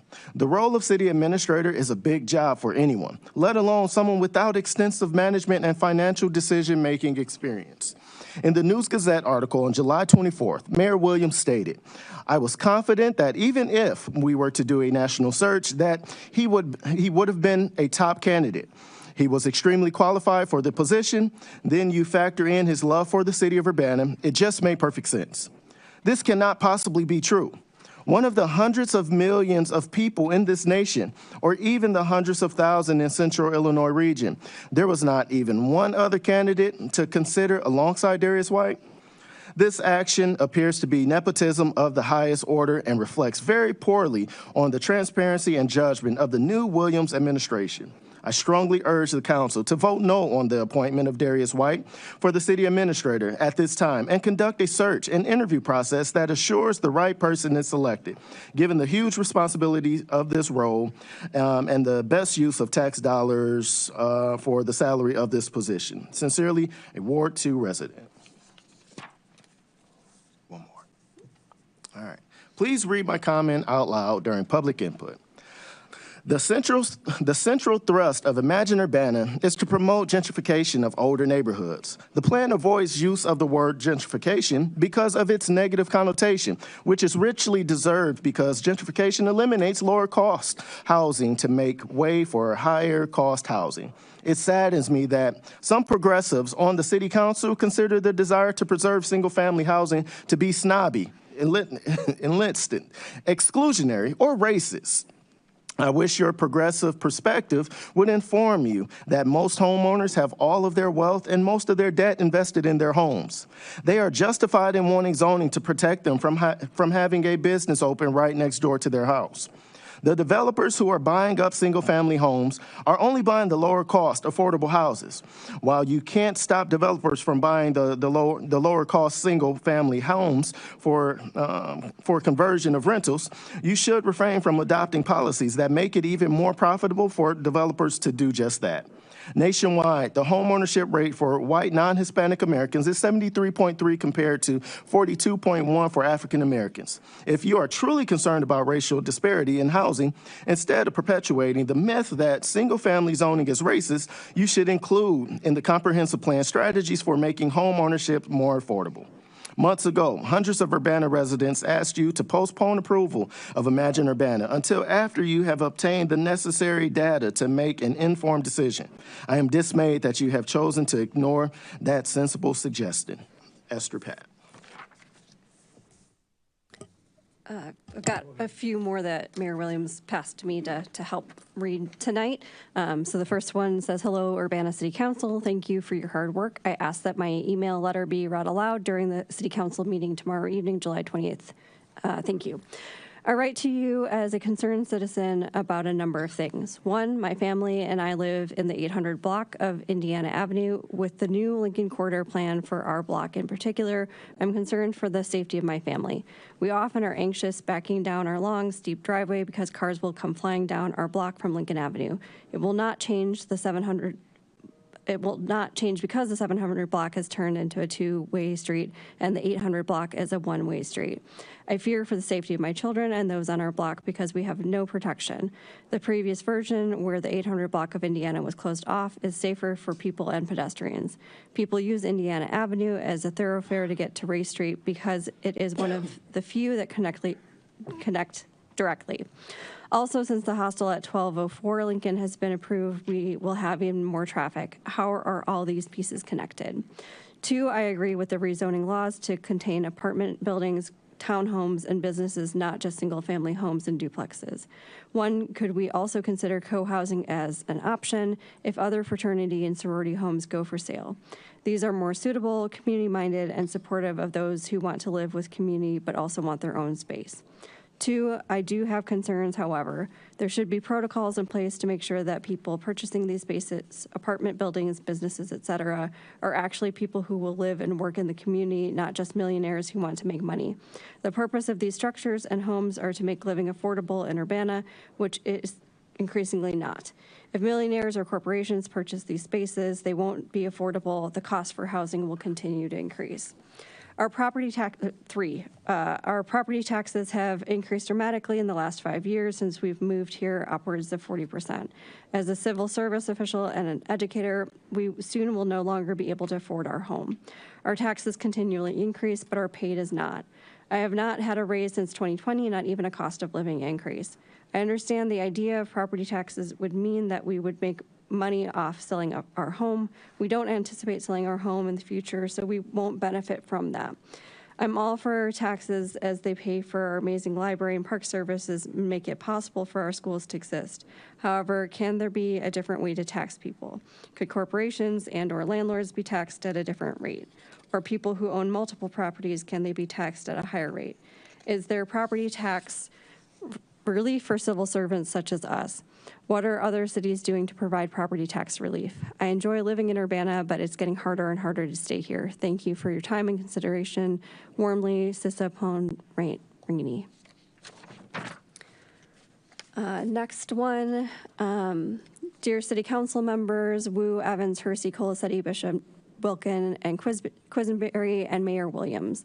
The email below from residents in West Urbana reflects continued concern about their Imagine Urbana Comprehensive Plan.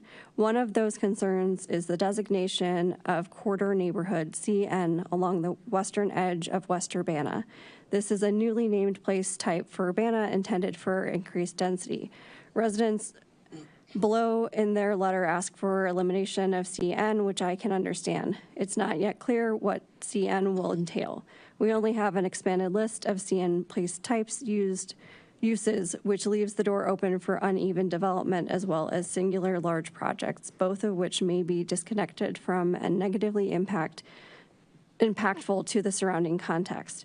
CN developments would likely increase the demand for roadway usage along Lincoln Corridor. I'm not sure if those increased demands were included in the carrying capacity analysis for Lincoln Avenue. For these reasons, I think it's wise to hold off on designating the long stretch of West Urbana along Lincoln Avenue as a corridor neighborhood. Just as Philo Road is recognized as needing a neighborhood plan ASAP, I think this corridor also needs a neighborhood plan ASAP. In the study, I would seek input from parcel owners in the newly designated CN boundary, as well as neighboring N2 and N1 parcel owners throughout the corridor. A neighborhood plan would create greater shared understanding of what changes are desired and feasible while not eroding current investments in the adjacent area. To note, it was encouraging to see that limiting parcel aggregation was added into the general plan, which will help in this process. I share these comments from both professional and personal viewpoints. As a landscape architect, I have experience with planning and design of urban community and campus districts. Further, as someone who lives on the north side of 800 West Nevada, the Imagine Plan shows 3 place types, CN, N2, and N1, converging on my 1 block. Thank you for reconsidering the decision about a new place type here before the corridor undergoes a neighborhood plan. With regards, Mary Pat McGuire. And then the letter is was submitted by multiple people, but I believe is to be read as part of this comment. Read as much as I can. Dear Mayor Williams and Urbana City Council members, your records of public comment demonstrate clearly that West Urbana neighbors have serious concerns about Imagine Urbana. These concerns persist despite recent very minor revisions to the plan that are not responsive to repeated input from Urbana residents. We are not alone in our concerns. People in neighborhoods in North Urbana, East Urbana, and Behringer Commons are concerned, and many have provided their input. If West Urbana residents have been more vocal, it's because changes affecting our neighborhood come up on your agenda far more often than changes for anyone else in the city. It seems our input has virtually no effect. We submitted a petition with over 200 signatures, including 29 homeowners in Behringer Commons who agreed with WUNA member requests. Individually and collectively, we asked you to conduct a housing study before approving a 20-year plan, and there was either no answer or the answer was no. You will do a study later. A number of people have suggested that you at least gather the data that you already have in-house and the information that you can obtain from the Housing Authority and the Regional Planning Commission. We've still seen no data. Weeks before the May 28th open house, we asked you for maps of individual neighborhoods to show more specifically what you have in mind. No new maps. We've asked you for any data to support continued assertions that more construction of duplexes and multi-unit housing will create affordable housing and help reduce housing inequity. There are no data supporting that assertion we can find, nor have you provided any. The only data available show that Urbana's rental housing vacancy rate has risen to 13%, twice that of neighboring cities, the state, and the nation. Even in the face of that, Urbana landlords are not reducing rent to fill vacancies. high vacancies appears to be the business model for the owners of the largest amount of rental properties in Urbana. People from our neighborhood have attended numerous meetings, spoken out, or submitted comments to Imagine Urbana online comments since 2021. We've still not seen the requested document or internet link to read all of the public comments that have been submitted. Neighborhood meetings in September 2024, at which time there were still no maps for the public to view or comment on. Numerous Plan Commission study sessions in 2024 and 2025, 4 public hearings, and the May 28th open house. 2 mayoral forums, including one at which then candidate Williams supported maintaining the fabric of individual neighborhoods, and the rest will be submitted as part of the record of this meeting.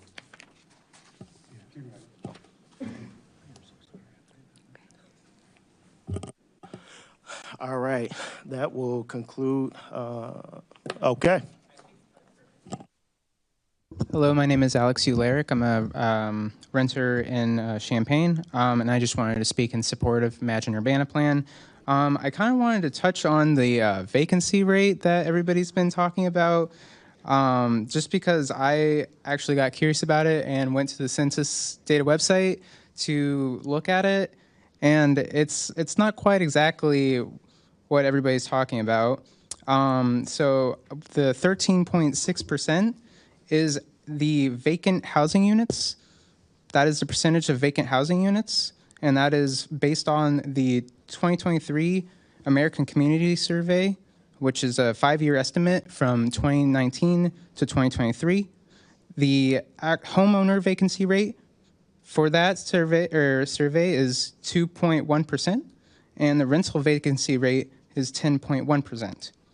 So the comparable Champaign American Community Survey that is for that 5 years is 12% for vacant housing units, and the homeowner vacancy rate is 1.2%, rental vacancy rate is 9.3%, so very comparable.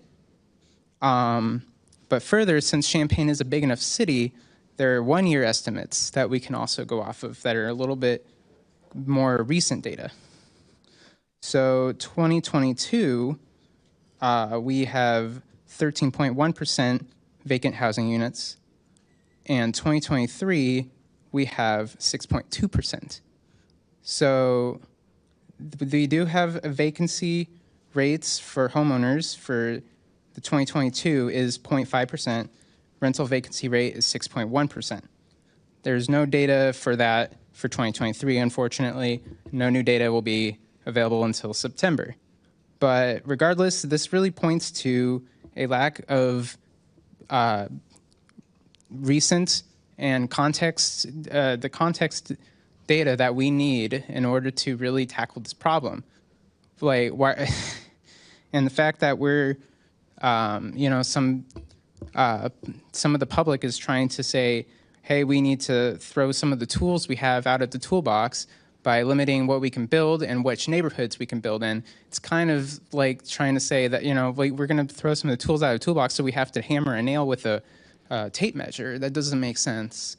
So I think that no neighborhood should be, immune from change, that we shouldn't be prioritizing certain neighborhoods over others. We should really just be trying to address the individual issues of each neighborhood as they are and keeping it like context dependent.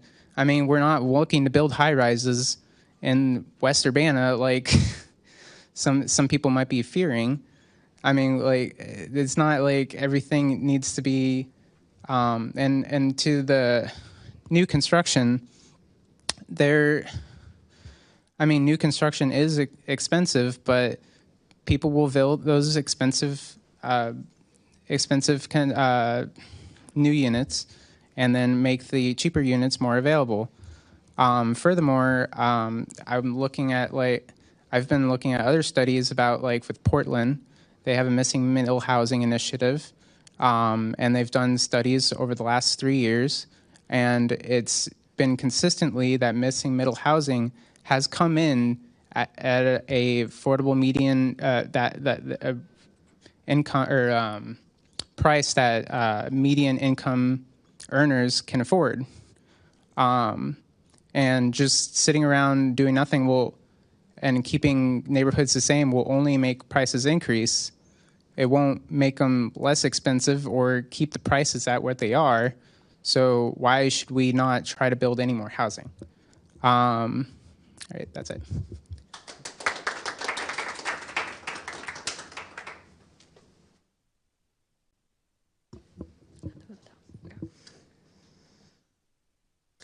Hello, City Council members and neighbors. I want to start off by saying that I'm in support of the Imagine Urbana Comprehensive Plan and the Lincoln Avenue Corridor Plan. My name is Emma Barrera, and this is my second year living in Urbana, and I have lived in Ward 1 for both years. I believe that the changes to the N1 zoning will be beneficial to our community in the long run and will enrich our neighborhoods alongside the proposed changes to make Lincoln Avenue from Green to Florida better for pedestrians, cyclists, and motorists alike.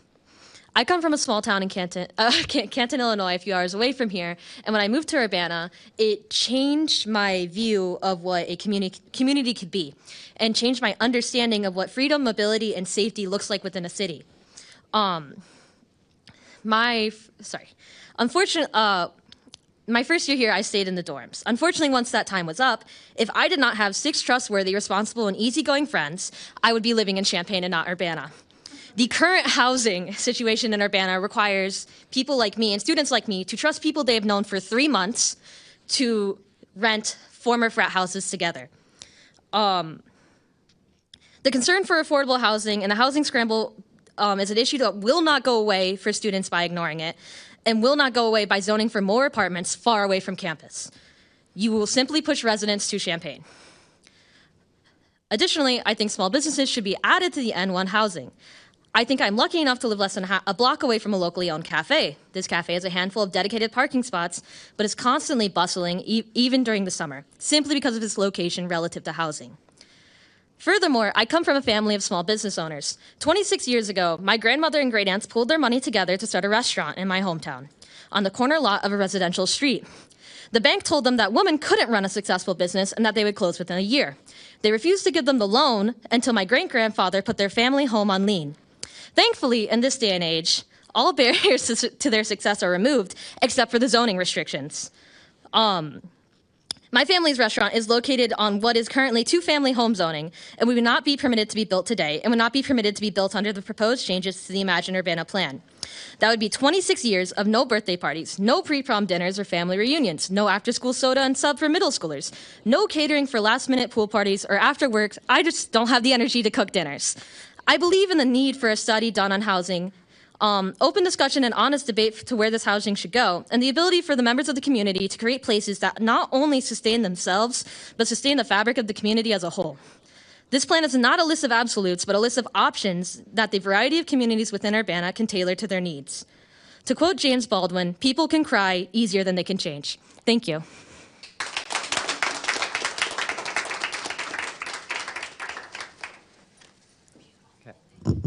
Hi, my name is Joseph Kaya. I've been a resident of Urbana for about a year. I live on 805 West Oregon Street, right about 100 feet from Lincoln Avenue, and that's what I want to talk about, the corridor project. And I want to say that I'm really in favor of this project because out of the past 365 days of the year, I've crossed it 5 days a week to get to classes and to go to work over the summer. I worked on campus as well. And I really want to say that I believe that Lincoln Avenue, having driven on it, I think it serves an important purpose as like a minor artery between Windsor and the highway. And I think that it can serve this purpose without necessarily impeding on the ability for bicyclists and pedestrians to also use Lincoln Avenue. And I also think that I can speak for other students saying that Lincoln Avenue is a threshold that we cross every single day, hundreds of students back and forth across Lincoln Avenue. And I think a lot of students, including myself, would really value the safety and accessibility that we gain from that. I don't necessarily always feel safe crossing on the crosswalks because of the distance between them. It's too far and drivers will speed. And even at a light, I don't necessarily always feel safe when I see someone barreling 50 miles an hour down on Lincoln on their phone. I don't necessarily always trust that, especially one of my roommates having also witnessed the crash on Green and Lincoln so recently. But I really do think that, oh my gosh, I lost myself there. I also wanted to say that I think the addition of bike lanes is especially important. Being someone who uses like human-powered transport, not always walking to get to my classes, like biking or roller skating, not having a bike lane necessarily leaves me with me and like all my other friends who bike with no real place to exist in transit. When I was actually riding with a friend on Lincoln Avenue, we maybe went 200 feet from Oregon Street to reach the Lincoln, Illinois intersection, and we were verbally harassed for being in the road. So my question that I want to ask people who are opposed to the Lincoln Corridor Plan, what place do cyclists and human-powered transport users have in Lincoln? And I think that adding bike lanes will give us a really important place. And I also really want to add to a specific detail that I like about the plan is the choice to limit to two-way traffic with a one turn lane in the middle. I really like this choice to force drivers to drive slower in more narrow lanes that will make them more conscious of the confines that they drive within, so close to sidewalks and cyclists, which I really don't think that the design language of Lincoln Avenue as it is necessarily prioritizes the safety of the people who are on the sidewalks and crossing the road. And I really do think that it's a huge safety hazard because even though, yes, there are crosswalks at certain places, I see dozens of students every morning and every evening as I come to and from classes using the medians as a stopping point. And students will continue to use that most desired path unless they have a more accessible alternative, especially for users who do need accessibility through having like those extra sidewalks and marked crosswalks. I think it will be really important for improving safety mostly. Thank you.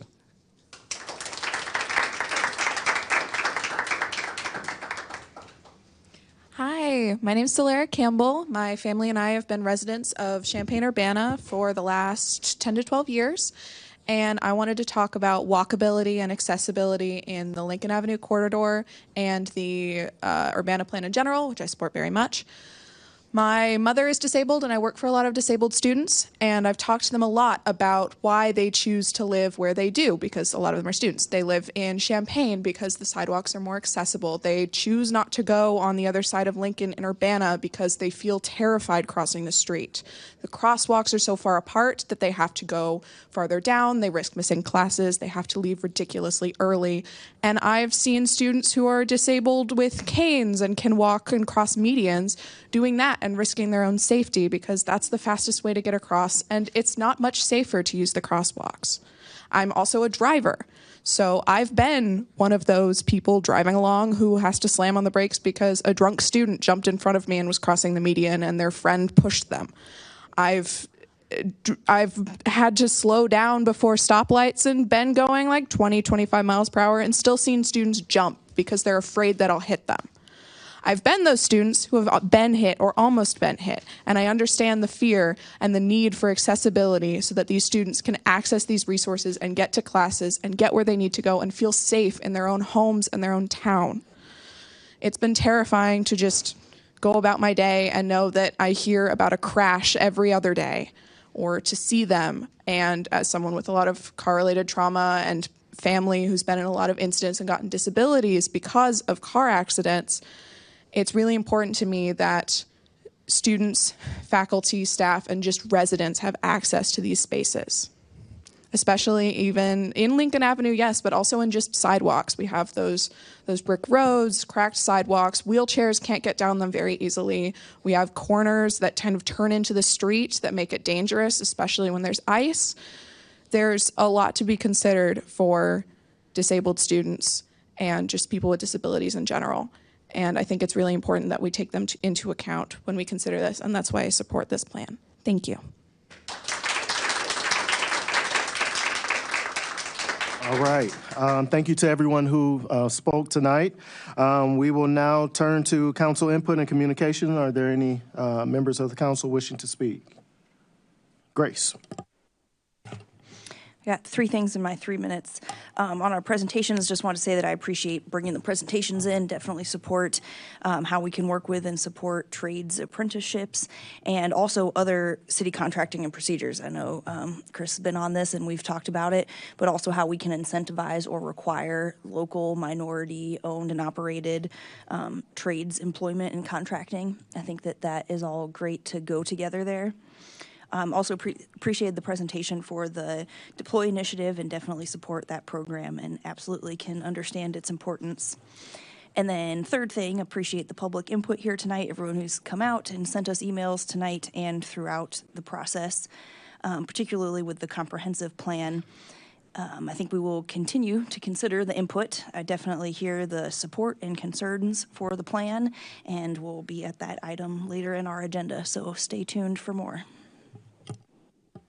Jaya? Thank you.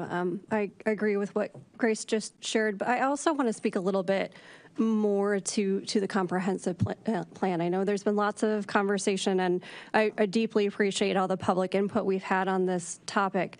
But I also want to flag something that's deeply concerning to me about the way we've had this conversation as a community.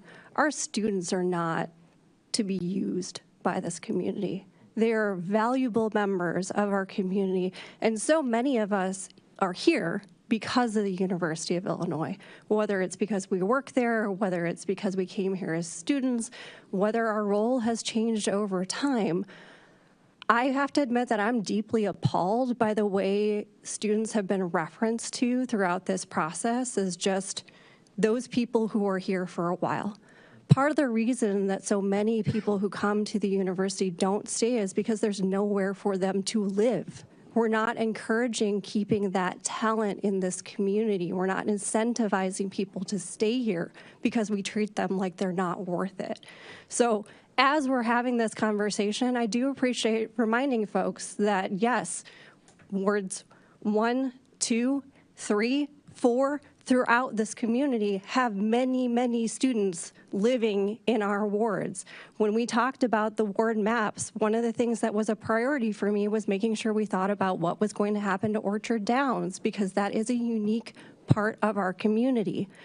When we talk about housing, I hear and appreciate the feedback from WUNA. I believe that city staff has been very responsive to making sure that language is changed in the comprehensive plan to make sure that we are not restricting the concerns that have been raised in terms of WUNA, but also not making it so that changes that need to happen in other parts of the city are not being dictated by the most influential and affluent members of this community.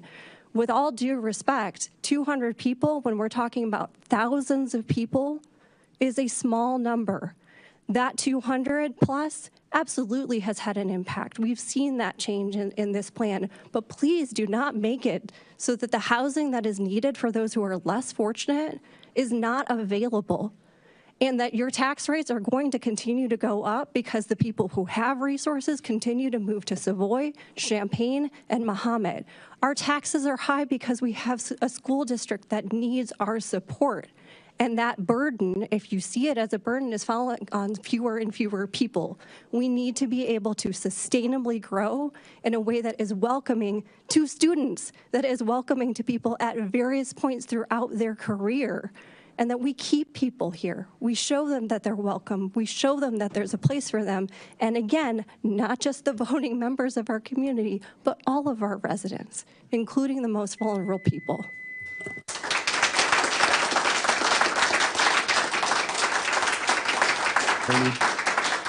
Mary Alice? Well, I must say, I agree and disagree with some of the statements that have been said tonight. I purposefully chose to live in my neighborhood because of the students. I like the diversity. I like the energy that we have in our community because the students are here. It is a large part of our economy. It is a large part of the fabric of our community.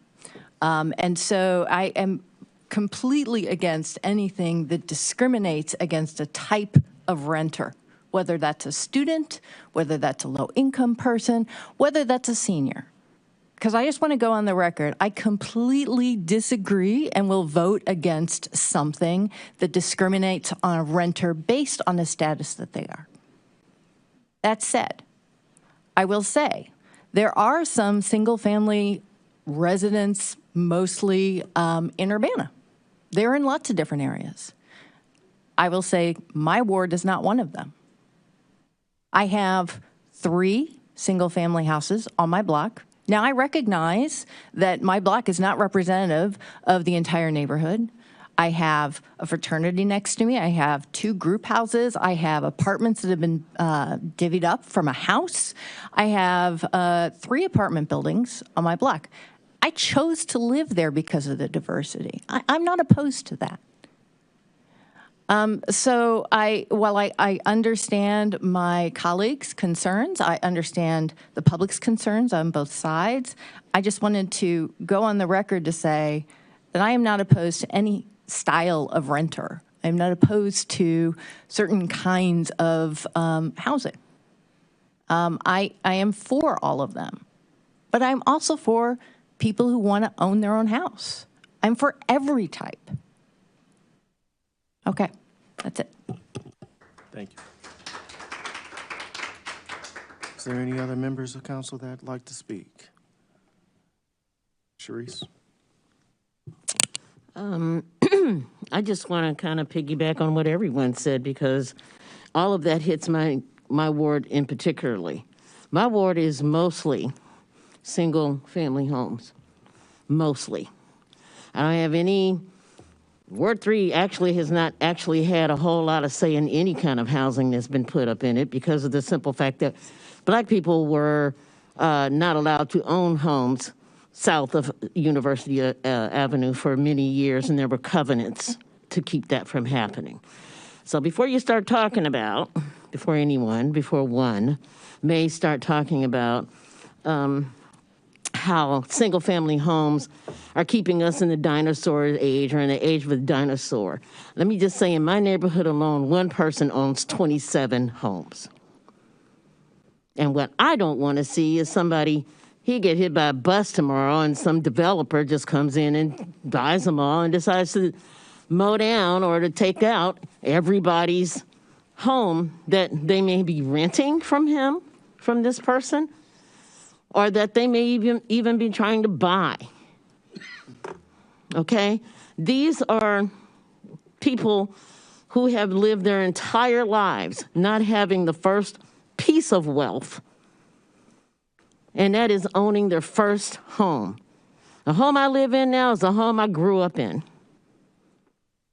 We didn't do starter homes. We didn't have that luxury. So what I really want you to understand is that I can see where Wuna's coming from. I can understand that.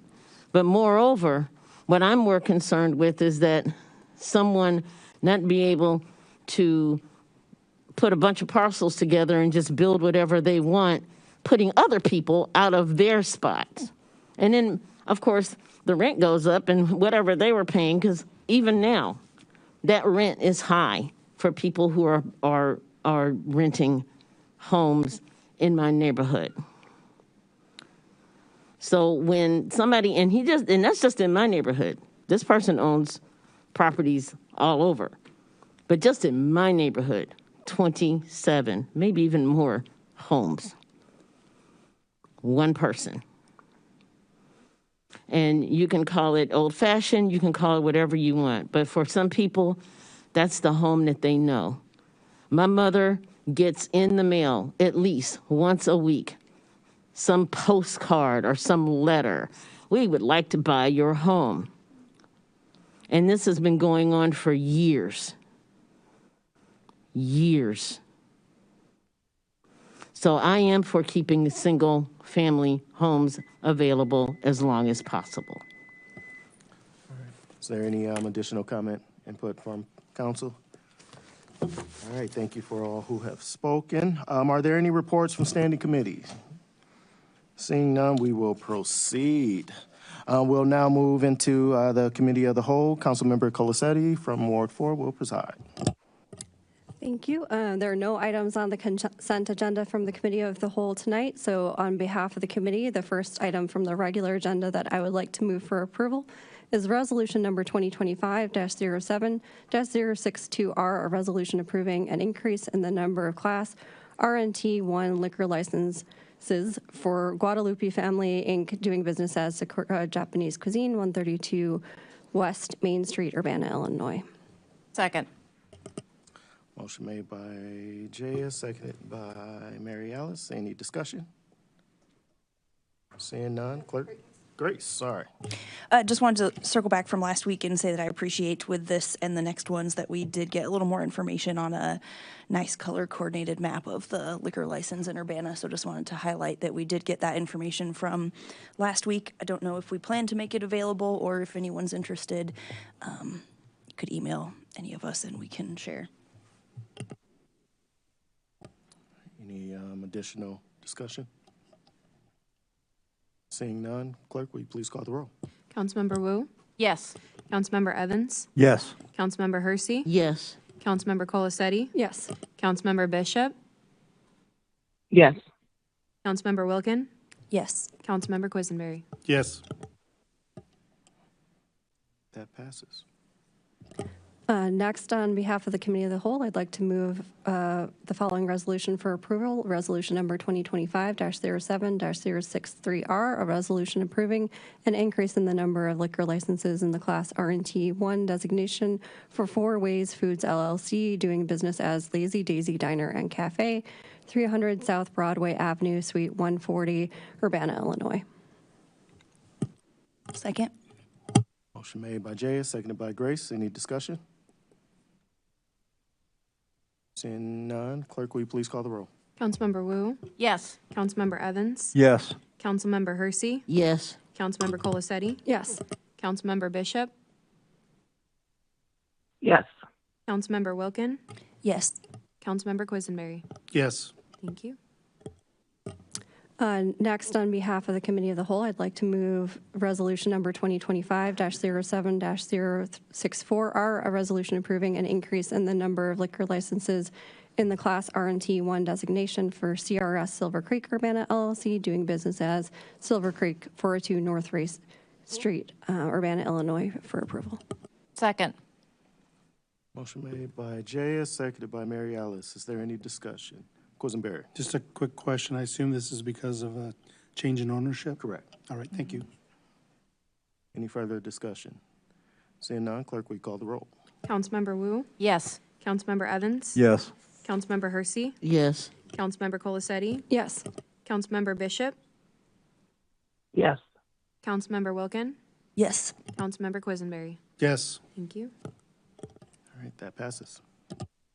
Next, on behalf of the Committee of the Whole, I'd like to move approval for ordinance number 2025-04-013, an ordinance approving a comprehensive plan for Imagine Urbana plan case number 2502 CP25. Second. All right, motion made by Jaya, seconded by Grace. Any discussion? Mary Alice. Yes, I'd like to make an amendment to this ordinance. I would like to specifically state that the definition of N1 should include the intent to preserve existing single unit or duplex zoning wherever it currently exists. Remove the language allowing small businesses on corner lots only in residential neighborhoods, and remove corridor neighbor designation for the Lincoln-Busey corridor. Second. All right, motion for an amendment made by Mary Alice, seconded by Mr. Evans. Is there any discussion around the amendment? Could I have a point of clarification? Do you have that in writing, or could you repeat? I'm trying to understand the proposal. Sure. So I don't know if I have it in writing. I told Chris that I didn't need it in writing.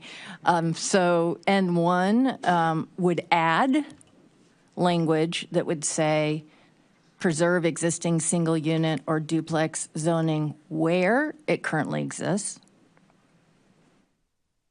Removing the language allowing small businesses on corner lots. Right now it says corner lots or on the edge of neighborhoods, so I'm only removing corner lots.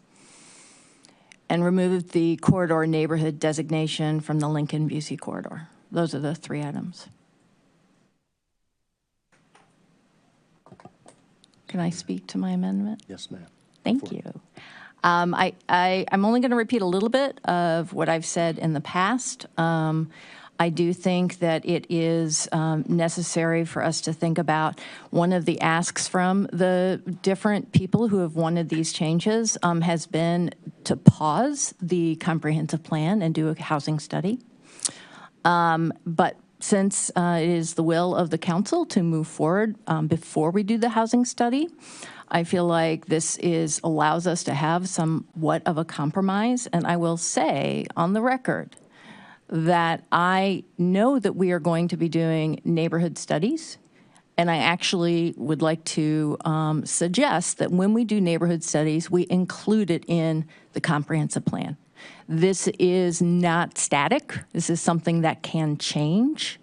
But before we have that housing study, it's very difficult for us to make this broad group for N1. And so I find that this is hopefully a balance between some of the concerns. And you know what? I could be proven wrong. After we do the housing study, some areas that I think don't need housing X might actually need housing X. And I'm happy to be proven wrong, and I'm happy to make updates as they become available. I said this last time. I'm going to say it again because we've spoken about vacancy rates. We've spoken about diversity. But I do want to recognize that the minority is single-family houses, not the majority, the minority. And I feel like this goes to giving some protection, not blanket protection. And the reason I say that is because there are properties that are zoned R3, which is a bit broader than just a single-family residence. I am certainly open to the conversations about somebody suggested small units in the backyard. I'm certainly open to those conversations as we go through the zoning ordinance. But maintaining single-family housing and duplex housing, I think is important for our community to ensure that we do have some diversity.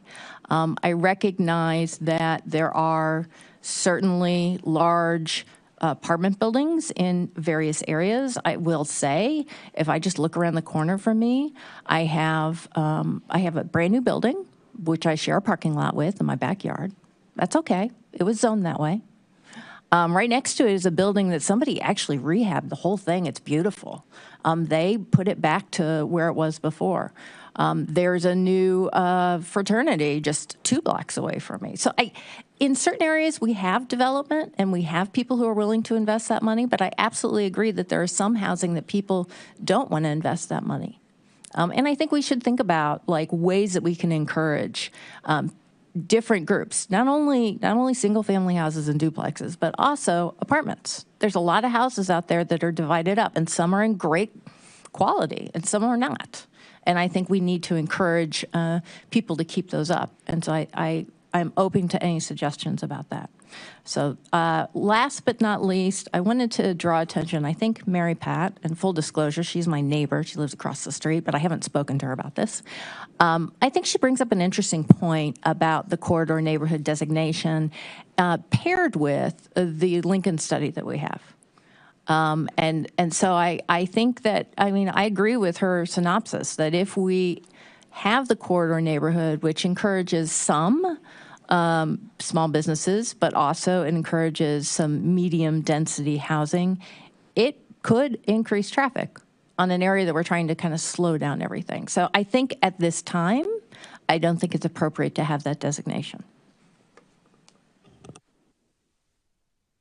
Sorry, is there any additional discussion around the amendment? Jaya. Yeah, thank you. I think the conversation about the corridor, I completely understand. Again, that's not my word. That's not the piece that's going to impact folks who live where I do. I am concerned about the preserved single housing and duplexes. And to be clear, I'm not opposed to single family houses. I live in one. I didn't choose to live there because I live there because that's what I could afford. But yeah, we have those, but also it's very difficult for folks to build in my ward. And I am not comfortable without doing a plan, without having any kind of logic for my ward to say any N1 has to keep what it has. It's not working for us now, and I don't feel comfortable with that. And I will say also, again, much of my ward, we would really benefit from having things like small businesses on corners. So, I think figuring out that balance as we look at neighborhood plans makes sense, but to just say that it has to apply to the whole city because of how it impacts one part does not feel appropriate to me for a strategic document. So I will be opposing those aspects of this amendment. All right, Grace. Thanks. I have some clarifying questions, and then I do have a discussion piece as well. But, okay, so what you're proposing, Mary Alice, is the definition of neighborhood 1 place type changes. Is that correct? It adds. Yes, so the definition would change by the additional language. Okay, except for, okay, so your point 1, you want to add preserve existing single unit zoning where it currently exists to the definition of N1 neighborhood. Is that correct? And duplex zoning, but yes, that is correct. Okay, the preserve existing single family and duplex zoning where it exists. Second thing, you want to remove corner lots for small business use? Is that Correct, right? just not edges. That'll stay. My proposal does not remove for the neighborhood edges. I'm not seeing that under N1 definition, though. I don't know if I'm looking at the right place. There's two places where N1 definition is. One is just the really brief one, and then there's one that's a broader statement. Yeah, it's under land uses, so it's on the pages with more description. It's not just on the initial definition page. So right now, if I may, it says small businesses like cafes and professional offices may be appropriate on corners or along the edges of neighborhoods. And so my proposal is to remove the word corners, basically. Okay. And I will also say that I'm not an auditory person. I'm really struggling right now, especially working with reading one definition and there's multiple definitions and I don't have in writing the words that you're proposing to change. So, I mean, even just for accessibility and processing, what's the proposal here is quite challenging. I still am not looking at that N1 definition in front of me, but if we could, that would be awesome. And then you had a third recommended change, is that right, Mary Alice? That is correct. It is to remove corridor neighborhood designation from the Lincoln-Busey corridor. And that's also in N1 definition, or where is that? That isn't, no, there's a corridor neighborhood place type. So in the document, it's under neighborhood center. Remove corridor neighborhood. Definition, I'm really struggling to understand this third proposal. Yeah, basically, but. And if I may add my discussion piece while we're pulling that up and appreciate the clarifying questions, I agree with what Jay had mentioned about those specific things like preserving existing single unit and duplexes as being maybe part of a detailed neighborhood study for WUNA or certain areas specifically, if that is the case, and not applying it broadly. And happy to have some clarification here. I'm marking up a document for you, Grace. Oh, thank you. I don't know whoever was ready. I think Kevin was also pulling up something else. Yeah, so I just highlighted the bit about that would be struck. So this part that says appropriate on corners or along the edges of neighborhoods.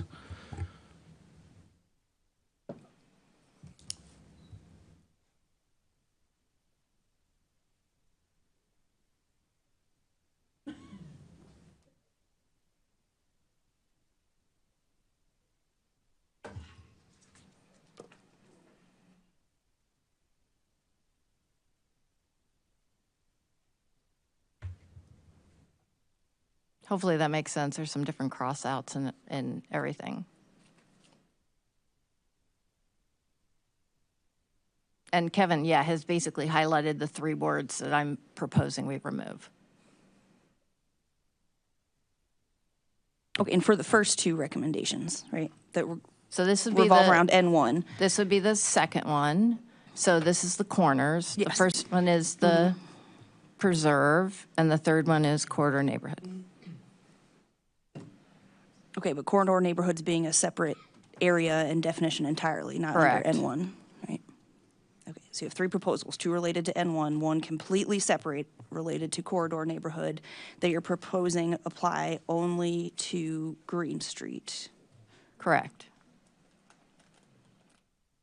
Although, Kevin, would you mind pulling up the? Yeah, I was just going to do that. Thank you. I'll pull up the So you go back the map. on this I page could being go passed there. around said it should only apply to Green Street. I've pared it down, basically, to those 3 key things. I might have had the more detailed ones too, but oh, are they? Oh, cool. Oh, detail maps, perfect. Oh, was it?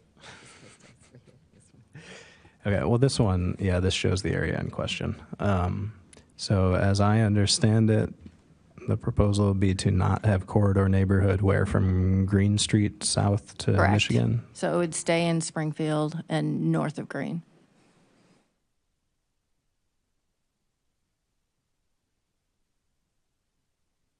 I did count it today. There are, of course, there's a church. There's a couple of church buildings along Lincoln right now. There's definitely fraternities and sororities. There's already apartment buildings. There are 14 single-family households that I see. Some of them are for rent. Some of them appear to not be for rent, but that's possible. And then there are, my visual inspection, it looks like there's 2 buildings that are 2 duplexes. That's what is on Lincoln, south of Illinois, is what I was looking at.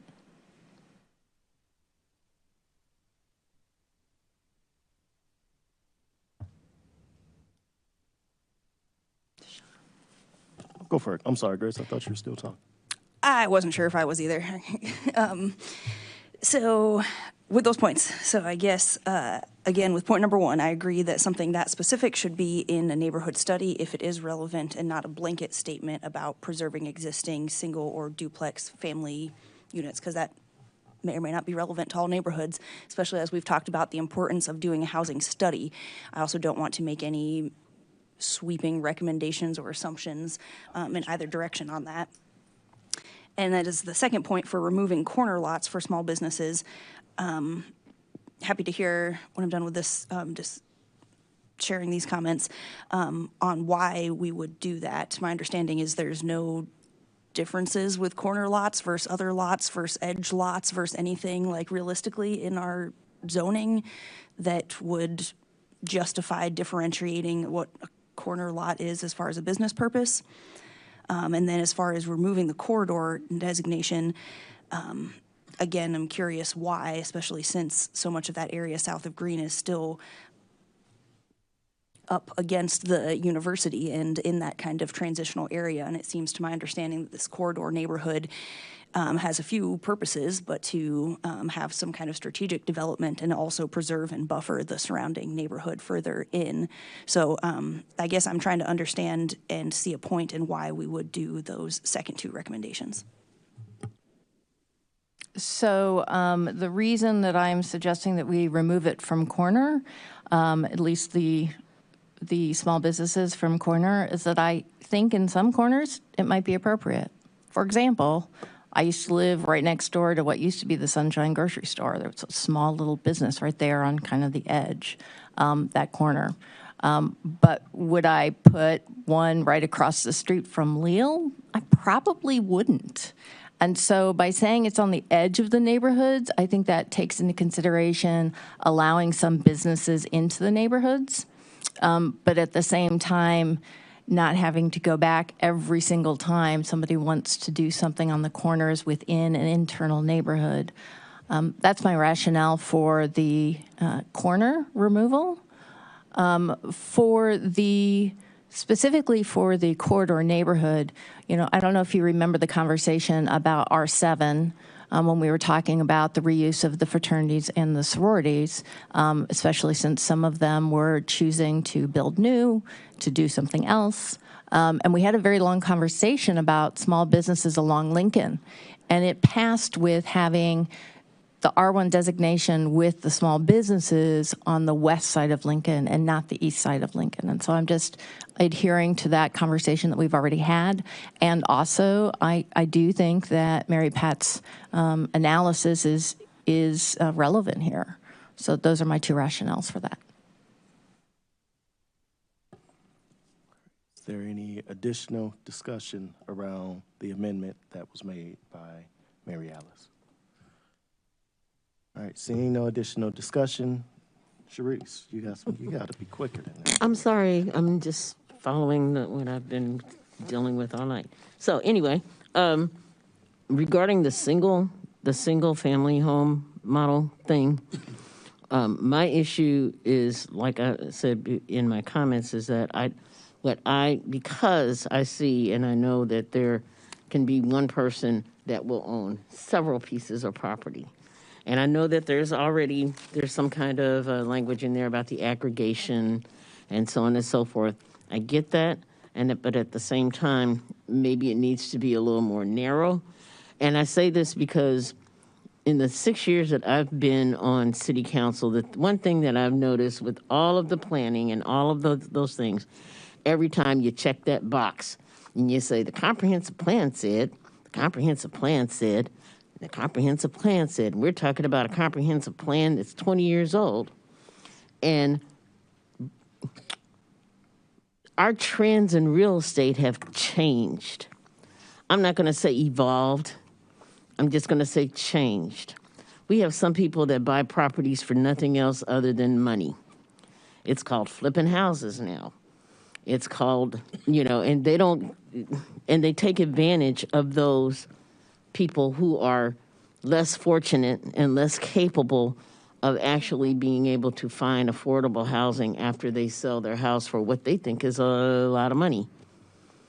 And I think that it's important for people to be able to maintain an independence without having, I've had classmates whose kids sold their houses from under them, and they had to go live in senior living homes and stuff because they flipped the house. They knew that they were going to get it after that parent passed, and they just, kind of did what they were going to do beforehand. I think it's important that we understand that most people's, the only wealth they have is in their home. And it's a single family home, but if they choose to sell their house, I can't tell people not to sell, but I sure enough can try to keep a person who owns several properties from selling someone's, especially with the problems that we have nowadays with affordable housing and so on and so forth, from selling somebody's home right from underneath them and selling it to someone who doesn't have who's not going to benefit. Because the one thing I've learned too in the past 6 years, folks don't care how it affects the neighborhood. I don't care how you try to write it up. They don't care. They tell you, oh yes, this will benefit your neighborhood. And no matter how many times the people that live there say, could you tell me how? Or could you please talk to us and tell us why this is going here at this time? People don't care. Corporations don't care. And if I can be real specific, Carl didn't care. So I want it to be I want a person to be able to stay in their homes. I want a person to be able to, as long as it may take. I'm not saying they can't sell it. I'm just saying that they should be able to keep a roof over their head. And if that makes me an awful person or a selfish person, then hello, that's me. Jan? Yeah, thank you. As we consider this amendment, I am going to ask again that other council members think about the wider community, because as has been noted many times, for many people, the equity they have, the most valuable thing that they might have if they're fortunate enough to own a home is their home. And to tell people, if you sell your home, it has to stay the way it is now, no matter where you live, that's putting significant constraints on people, right? So I live in a tiny single-family home that my husband and I bought using a HUD loan for our down payment because we had no money and because it was cheaper to buy than to rent 10 years ago, right? It's a different world now. people in my neighborhood, if they sell their home, that's an opportunity for them to think about their future, right? So they might be selling it for another family to move into and keep it a single family home. They might be selling it so that they can build a duplex. We've seen great success with duplexes being built in my part of Ward 4, in houses that were literally falling down. Right, so if we say if it's a single family home now, it has to stay a single family home, that means we can't build a duplex there. It means that we can't build a small apartment there if that's what's appropriate. So I hear that, people want to protect what people have, but this community is growing and we have to be willing to share, and we also have to think about that equity. The value of that equity looks different for people, right? If someone is about to retire and the only thing that they have is their home, and they've put all of their resources, all of their savings into their home, we're now restricting what they can do or what the next person can do with that property. I have a problem with that. Again, I hear it if we want to designate certain areas as historic districts, put additional requirements around what can and can't be done with those spaces. But we're talking about essentially a strategic plan. We're looking at big picture, and these proposed amendments are going to impact people who live near me who might want to do things differently with their sweat equity, right? What they've put into their households, in terms of maybe they don't own yet and they want that opportunity to. I think it's important that we look at, this is a growing community, this is a diverse community, and saying what we have now very rarely is, this is how we've always done things, this is the right answer. And I don't want us to stagnate as a city. I think we're going to continue to see a significant loss to other communities if we do that, and harm people who might have no other item of value other than their home. All right, seeing as though everyone has spoken to it, can we give Mary Alice one more and then call the vote for the amendment? All right. Well, we're in discussion currently, so I'll let you, if you can Thank go, you. and then we'll just close this out. I don't know if people, because we're trying to wrap this up here, so I would be open to amending my amendment to be historic neighborhoods, which would be West Urbana, Dr. Ellis subdivision, with if that is the subdivision that I should be paying attention to in Ward 3, and historic East Urbana. If that would satisfy some of the concerns, I would be willing to modify that. Would it be possible, Chair, for me to call a straw poll to see if people are more amenable to that change? Let's go for it. Could you clarify for the purpose of the straw poll and for the record what specifically we are considering in your straw poll? Sure. That's a great question. So instead of changing the entire N1 to preserve single family and duplex zoning where it now currently exists, N1 would be modified to say preserving single family and duplex where it now exists in West Urbana, the Dr. Ellis subdivision, and historic East Urbana. So adding those three.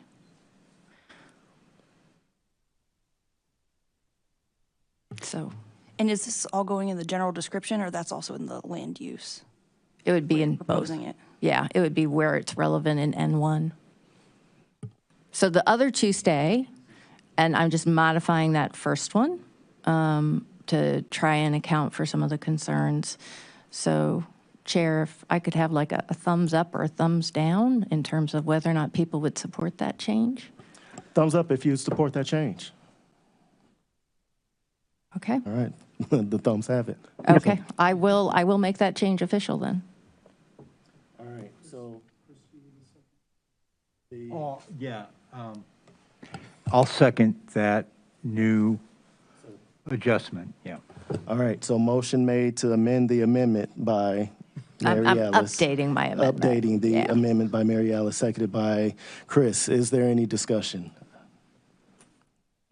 Jaya. I don't feel, I really truly appreciate that compromise, but I don't feel like I can speak to what the needs of all of those historic areas are without the study, right? Like this is why I think that we need the neighborhood plans. I don't think this is something that we should be putting into the comp plan. All right, Mr. Quisenberry. I haven't spoken yet, so I'm going to take a shot at You're that. good. You're good. I do appreciate the compromise. I think what this council needs to commit to is that the comprehensive plan is like other strategic plans. It's a blueprint. It's something that can evolve, and that I would have been a person who would have voted to hold on part of the comprehensive plan until the housing study was done.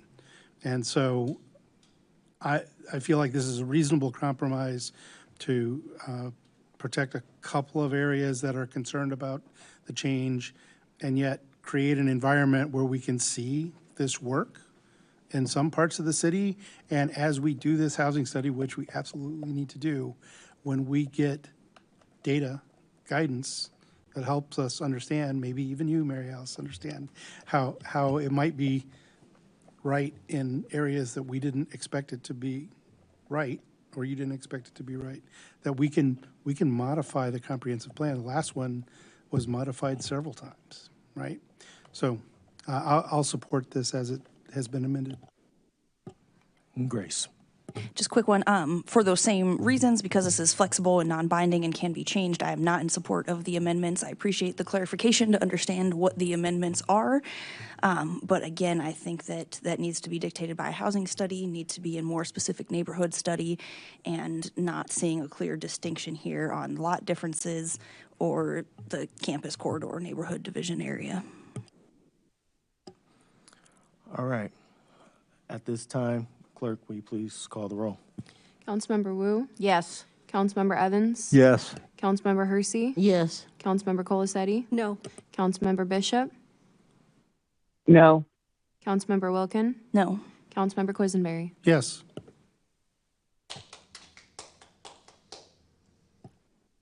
Thank you. That motion passes. Now we vote on the. All right. Now we're back to the original motion. Do I need to repeat all of that? Or, all right. Now we're back to the original motion. If there's no additional discussion around that, Grace, go for it. Yeah, sorry, I was trying to stick to the amendment at that time. I do want to say that I do understand some concerns about the university spreads with UNA and being a historic neighborhood. And I also think that that piece of physical building historic preservation is also somewhat independent, right? There's already a distinction. There's already things in place and systems to go about that. We have the whole commission to deal with historic preservation of the physical buildings. So I think that needs to be dealt with almost separately from general zoning and the comprehensive plan. So I understand the desire to preserve historic buildings and that kind of building character. Like I said, I do understand the concerns with spread of the University of Illinois. I also would not like to see this historic neighborhood buildings and community be turned into giant monotonous skyrise housing. I don't think that that's in line with some of the Urbana vibe. I think that there are places where it is, and that's some of the importance with the corridor study, is so that we can have university development for students in areas that's more conducive with the community and to benefit the university. I definitely hear the point about well, I say I think it's a balance between community and university, and ideally needs to be collaborative, and they are so intertwined. So I absolutely agree that students aren't here to serve us or be taken advantage of. I also don't think that the community is here to serve the university. I think that we need to, we're talking about keep people here as far as university students. That's okay, that's one thing, but also being one of the few people up here who grew up in Champaign-Urbana, there's a lot of people who want to get out of here and escape and don't see that opportunity for themselves, having lived here and not being associated with the University of Illinois. So I think it's a balance, and we need to value both and not have one over-serving the other. We need to grow together in this area. So I just think that this comprehensive plan, again, not set in stone. We will get into all the details on the zoning, the mays and shalls, and what's allowed by right versus permit versus conditional versus special, all the things that we need to talk about in the details of the weeds, and this is not necessarily it. I'm okay with passing the comprehensive plan as it is, or I guess at least as it was. and look forward to some of that continued discussion and the housing study. I think that's absolutely an important piece. Before we move on any of the zoning, I will say will personally commit to not having any major zoning changes until we have the housing study and some more information that has been asked for. Is there any additional discussion? Jay, would you mind taking chair? I'll take the chair. Chair recognizes Mayor Williams. I just want to piggyback and agree with Grace in the sense that I too, agree in regards to the housing study and, can make that commitment, as well as we move forward. So that's all. Thank you. Would you like the chair back? Yes. I'll relinquish the chair. All right. Oh, Grace, go for it. I'm sorry, I forgot one thing I wanted to add. Okay, yeah, my last thing on this is that with that relationship, too, of housing and the university and affordable housing, to my understanding that the past year and upcoming year, that housing costs have increased greatly, even more than usual, because of rent, because the university has either over-enrolled or not enough housing, or I guess when you put them together, they're both the truth. And so that displaces people from having places to rent, and that low vacancy rate also drives up the price with competition. So I just want to say that it is a balance here, and that as much as, saying about not wanting to have exclusively high-rise apartment housing throughout all of Urbana, there is a place for that, and there is a need, because having places for students to live also allows for more places for other diverse community members to live. So I just wanted to remind us of that relationship there. Thank you. James, did you have? No? All right. Jay, all right. I heard an uh-oh. That often happens when I speak. I did want to just add one thing. I earlier mentioned the concern about the way folks have been talking about students. I think Grace's points are well taken too, but I also want to clarify, when I said students, I didn't say renters. I said students. Mm-hmm. Students are renters, students are homeowners. Again, we bought our house when my husband was a student, right? So just clarifying again, there are lots of ways that students are members of our community, and they're not just renters. And certainly discriminating against any group of renters is a problem, but it's discriminating against any group in our city is a problem, period. All right. At this time, clerk, will you please call the roll? Councilmember Wu? Yes. Councilmember Evans? Yes. Councilmember Hersey? Yes. Councilmember Colasetti? Yes. Councilmember Bishop? Yes. Councilmember Wilkin? Yes. Councilmember Quisenberry? Yes. Thank you. All right, that motion passes.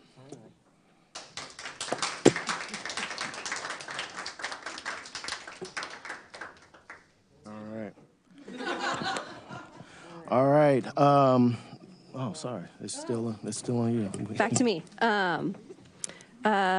Next, we have, on behalf of the Committee of the Whole, I'd like to recommend Resolution number 2025-07-058R, a resolution to endorse the Champaign-Urbana Urban Area Transportation Study, CUATS Lincoln Avenue Corridor Study.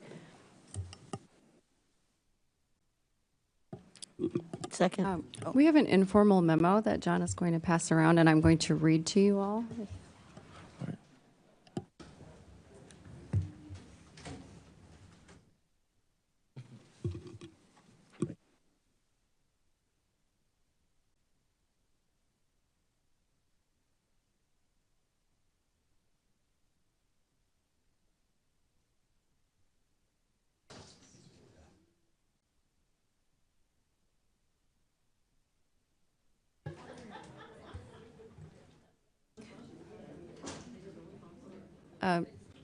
So I can go ahead and read this to you all if you're ready.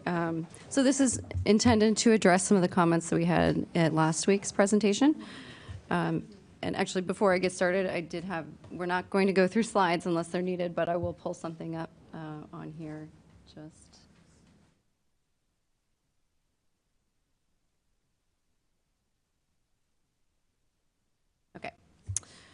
So first, regarding fiscal and budget impact, a statement from our grants consultant. This is Farnsworth Group, so her name Julia Plouffe. This is a quote directly from her. State and federal agencies frequently require a resolution from the municipality showing support for the project to be funded by the grant. Failure to include the required resolution will disqualify the application from further review or award of funding.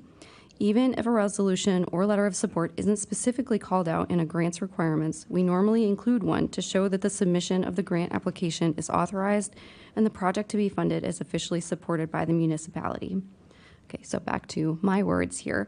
So given that the opportunities to receive federal grants are limited due to our current federal administration, it is likely that IDOT is the only agency we will be pursuing outside funding from for this project.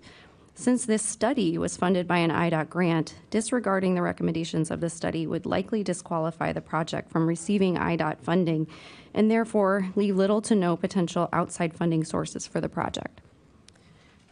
So going on to address a few things regarding community impacts of the recommendations of the study. The proposed access restrictions have raised concerns about increased travel distances, turning movements, and travel times for residents in West Urbana traveling to and from Lincoln Avenue. In mapping out various alternative routes to and from the 800 block of the state streets most affected by the access restrictions, the estimated impacts per trip are 0 to 3 blocks of increased travel distance, 0 to 2 additional turns, and 0 to 2 minutes of increased travel times. Additionally, a question was raised, why aren't right turns allowed onto Oregon and Iowa?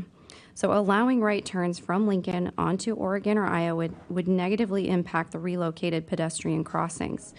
Vehicles would stop within the crosswalk on Lincoln Avenue while waiting to turn right if a pedestrian is crossing either Oregon or Iowa.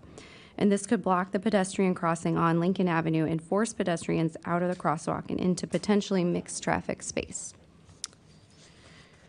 Okay, so going on, last week we talked a lot about how we located the improvements to be where the highest density and the most severe crashes occurred. So the locations of the proposed access restrictions and relocated pedestrian crossings specifically were determined by the crash records of the segments within the corridor. So some additional statistics on those crashes, and the first points listed are really highlighting how the segment between the signalized Nevada intersection and Indiana, between those two intersections, have the highest amount of crashes and the severest crashes along the entire corridor. So 54% of all mid-block crashes in the corridor occur between Nevada, the signal, and Indiana.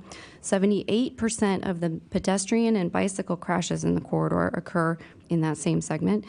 57% of fatal and serious injuries in the corridor occurred between that segment. And then the final point, 56% of all crashes in the corridor between that segment are vehicle-to-vehicle and front-to-rear crashes.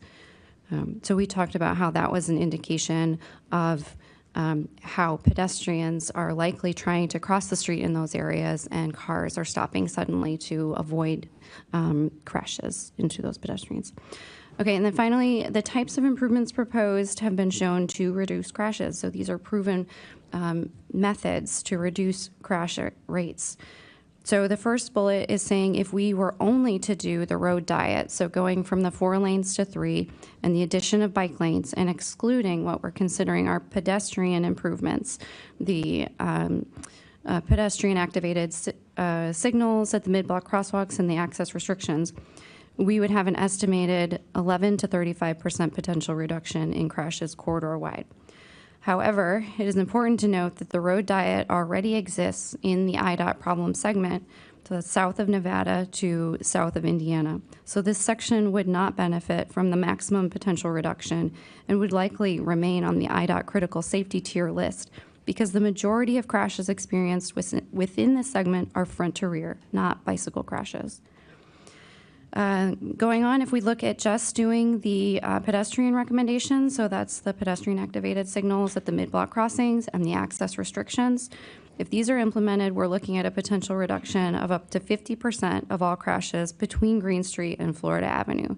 So that's not including at the signalized intersections at Green and Florida that are highly trafficked.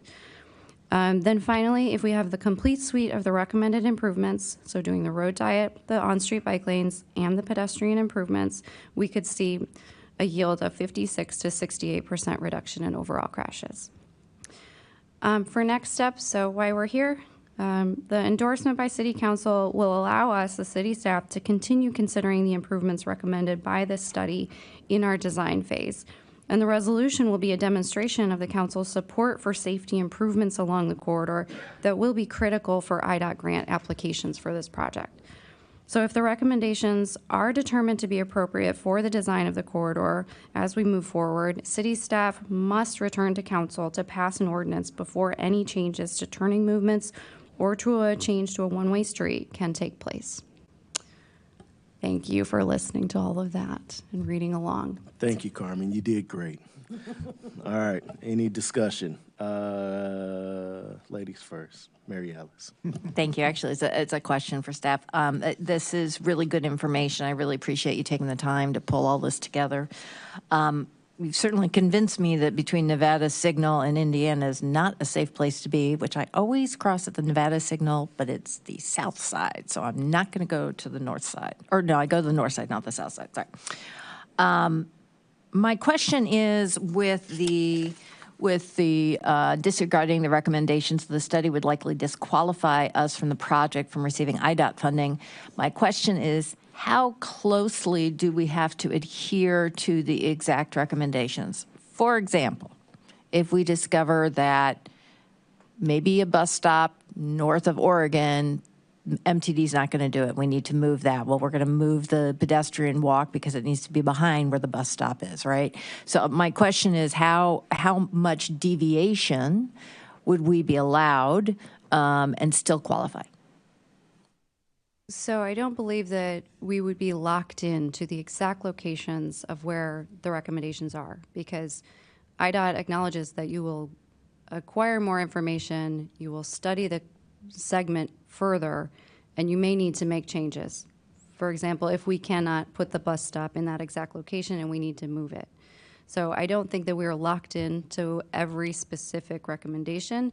It's this overall idea of these access restrictions, the signalized crosswalks, our on-street bike lanes, and those shifts in bus stops. So if things have to move slightly from where the concept study is showing them now, I think IDOT would still be supportive. Yeah, and if I could, maybe an example from the Florida Avenue corridor study could be helpful here too, where, what's the value of doing these corridor studies? It's to get that community engagement, leadership engagement from council early on in this conceptual, study. And so, Florida Avenue, as we are in the early stages of design now, there are some examples of where some details at one of the intersections, for example, for the movements of bikes through the intersection, we're finding once we were getting into the design that, okay, the one idea that was in the corridor study is not as good as this other alternative idea that worked better once we actually had the survey data and we're putting all the dimensions in on the plan view. And so what we'll do with that is update the corridor study once we get that intersection design updated to say, here's what we did as we got into design. So then we get engaged again with the public, with council again. It's like an update. So it's not as much of a living document as the comprehensive plan, but a similar idea. Because then what that does is that, continues that public involvement with the corridor study. Does that make sense? Yes, it does. I do have something for discussion, but I'll hold in case Chris had a question. Chris? A kind of similar question to Mary Alice's is, let's say the plan here passes, and later on, the leadership engagement and the community engagement doesn't want to do all the turn stuff that you're going to bring to us as an ordinance, that from now on, Indiana's one way this way, and from now on, rights only on Iowa and all that stuff. What does that do to our money if we don't accept the turn recommendations and movement recommendations?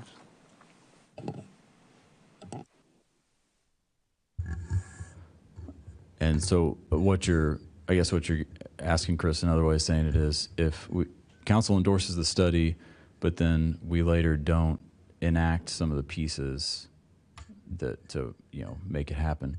Well, and I think that, for where we are today, if council doesn't endorse the study, or we don't find some way to get council's concurrence on the study, then that just becomes a statement to, I guess, to anybody reviewing our application of like, the community didn't get behind this, in a sense. So that makes sense what I'm saying. No, it doesn't. What I'm saying is, we approve the study, but later on, we say, we don't want that turn stuff. The public says, we don't want that turn stuff. Later on, after it's already been approved. Sure. And that's where I'm asking, what does that do to our financing, our funding from the state? So I believe if we apply for IDOT funding and they have the understanding that we are doing what is recommended by this study, and then we later want to make changes, I think we just have to work with IDOT that they would approve of those changes. They would have to be supportive of it, or yes, I think we could potentially lose their funding. Yeah, it would come down to the specific details of it, of like, I could see it being possible that yes, we could deviate from how some of the access controls are done, and it's still the project as a whole is considered by IDOT to still have the same intention and spirit of it. You know what I'm saying? It's like if you were to take away some key elements, enough key elements, then they could say like, look, this isn't the same project anymore. But if we're modifying some details here and there, like, that doesn't rise to that same level of, okay, this is not the same project. But what I'm hearing is it's up to IDOT to accept what our changes are. Right? Well, and that's, if we get funding from them, then then we have to dance with them, and or we don't get to use their money. Now that's a little different than what we've been hearing up to this point. I was hearing, and correct me if I'm wrong, and I mean for the last month, that this plan is in flux, and we can make changes later, and we can adjust, and we can. But it sounds to me now like if IDOT puts the money up, then they're in charge, to some extent. To some extent. Yeah, I mean, when you're using somebody else's money, you're going to play by their rules. But I also would say, from experience of like Florida Avenue and other projects like that, it comes down to, well, what's the justification? How do we make the argument for why we're making the change? And if you're talking about like we're going to change one of the intersections, how the access control works, I would be very surprised if that was a thing that just killed the grant funding. That's my personal opinion. Right. I think it depends on the intent of the grant funding. If the grant is intended to increase safety and reduce crashes, and what we're doing, if we make changes to the plans and we're still meeting those goals of the grant, then I think they would be supportive of it. You still have to be in line with what the purpose of the grant is that we have received. And correct me if I'm wrong, to, I guess, maybe to go with what you're saying and to piggyback off what Chris is. We have until, 2030 or something like that to essentially make those changes, agree to whatever is taking place before anything is being done anyway, correct?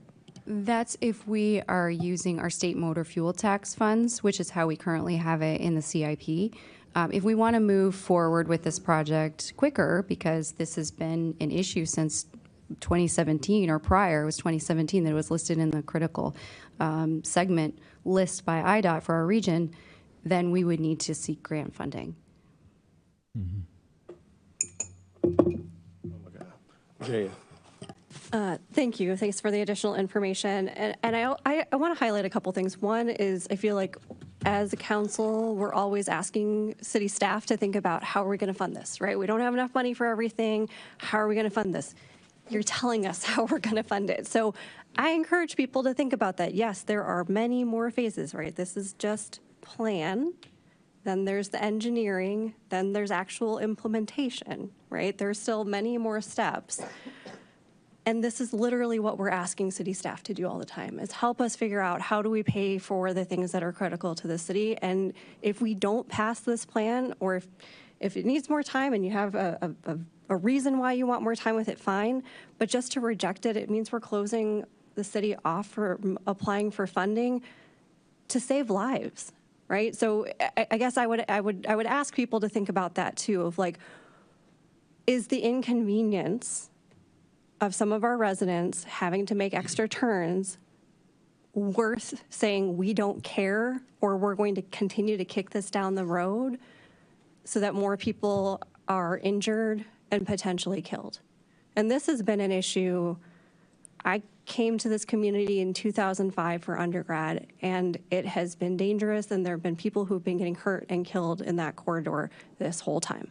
So 2 points. 1, what is more important than the safety and well-being of our residents? And 2, city staff are literally doing what we've asked them to do. So I think it's time to move forward. All right. Sharice, now come back to you, Mary.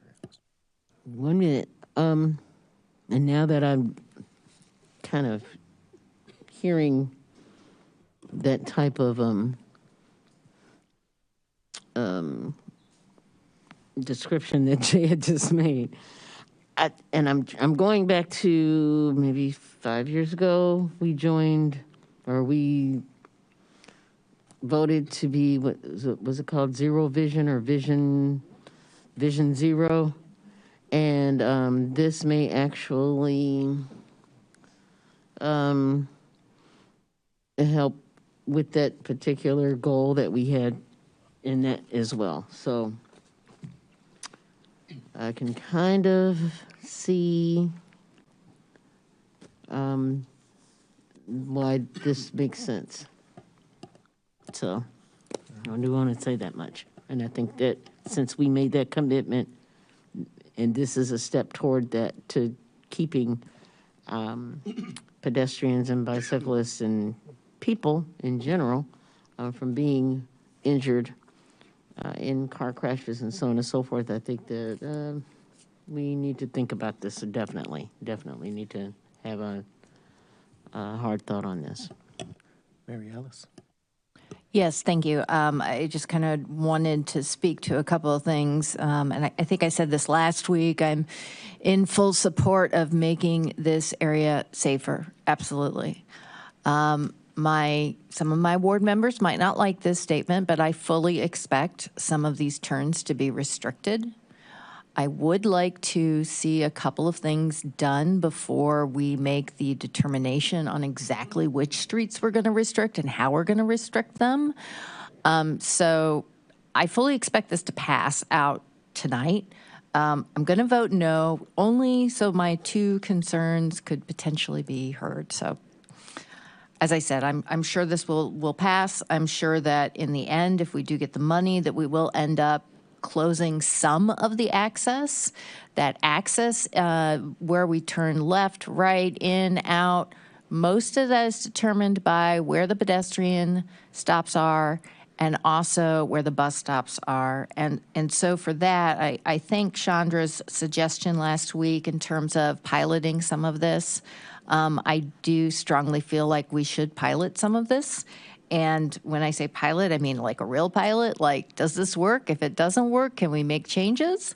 And then the other thing that I think would be interesting is to study where the students are crossing when class is in session. I mean, I know where I cross, but I'm just one person.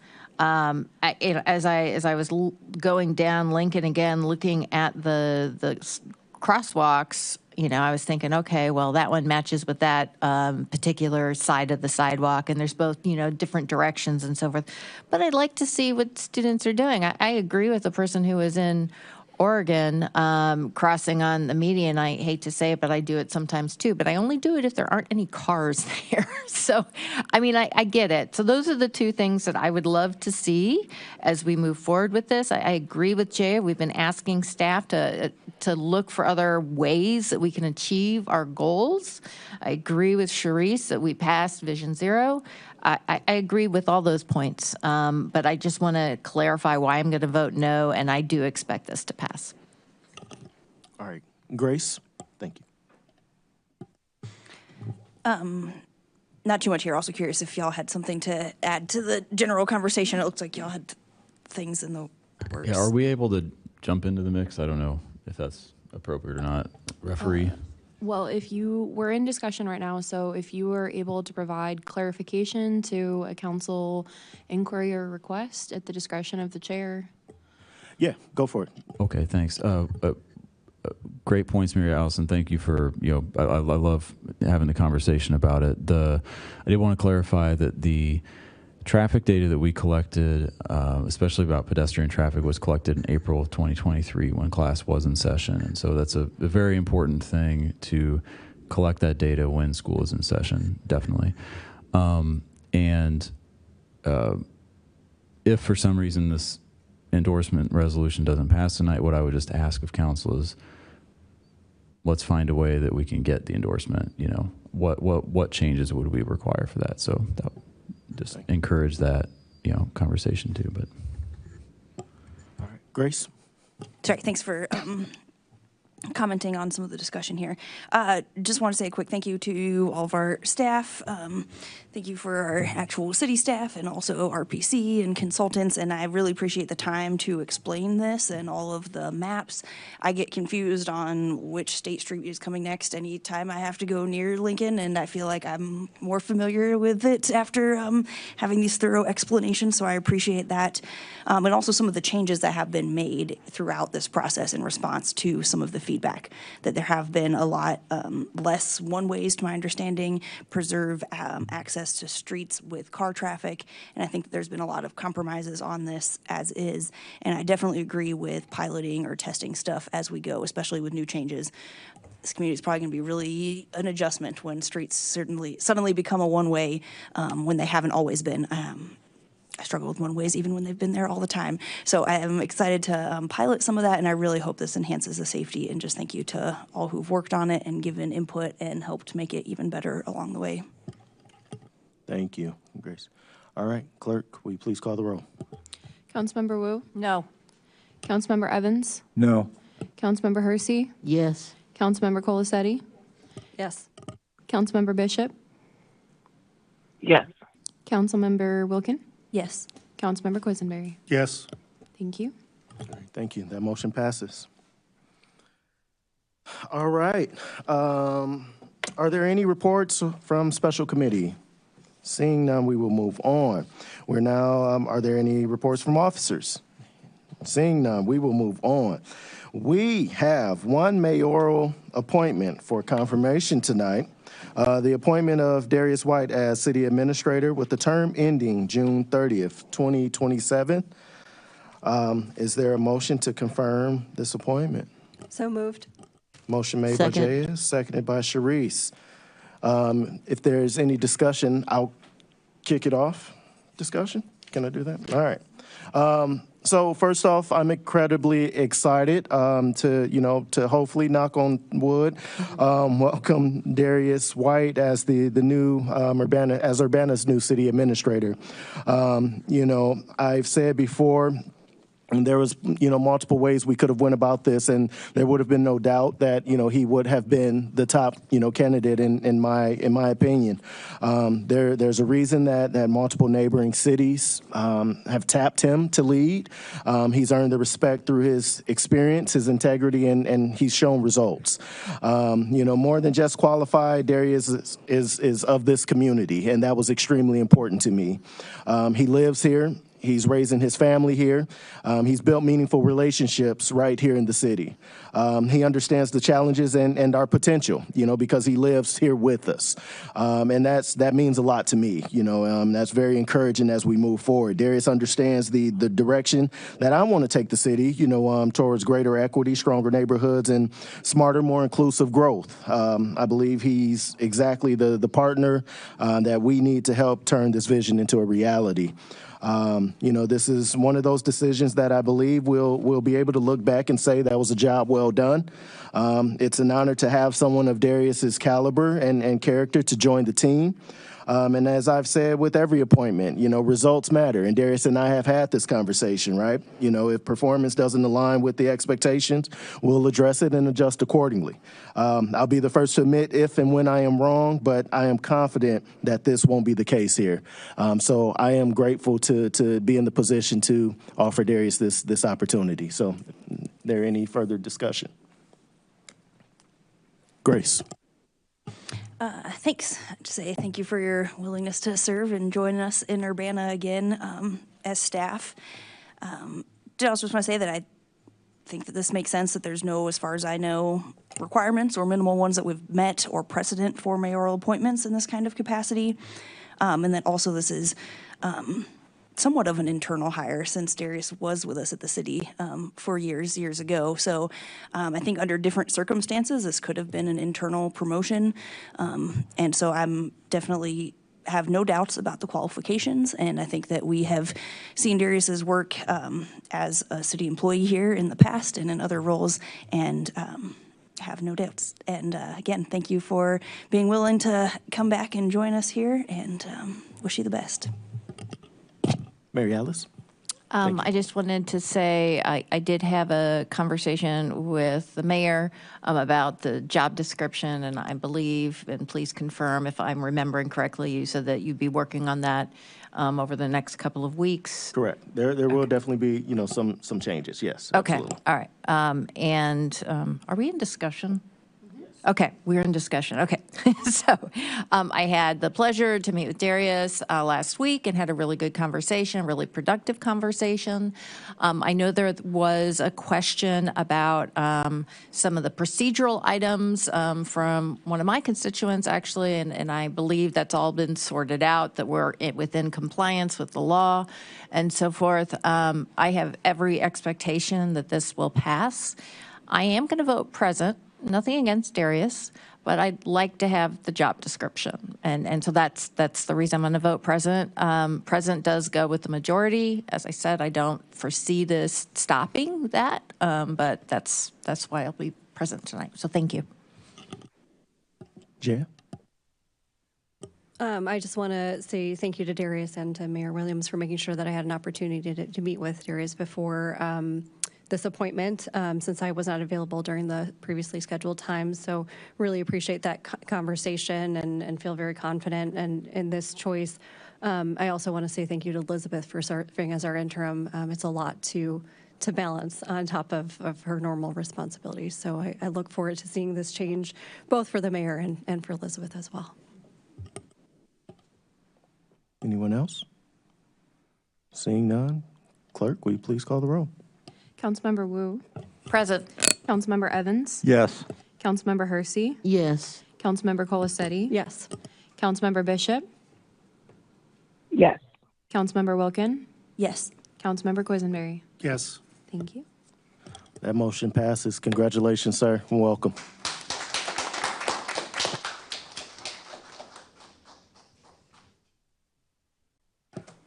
All right, we got 5 more items. No, I'm joking, guys. With no further business before the body, this meeting is adjourned. Thank you all.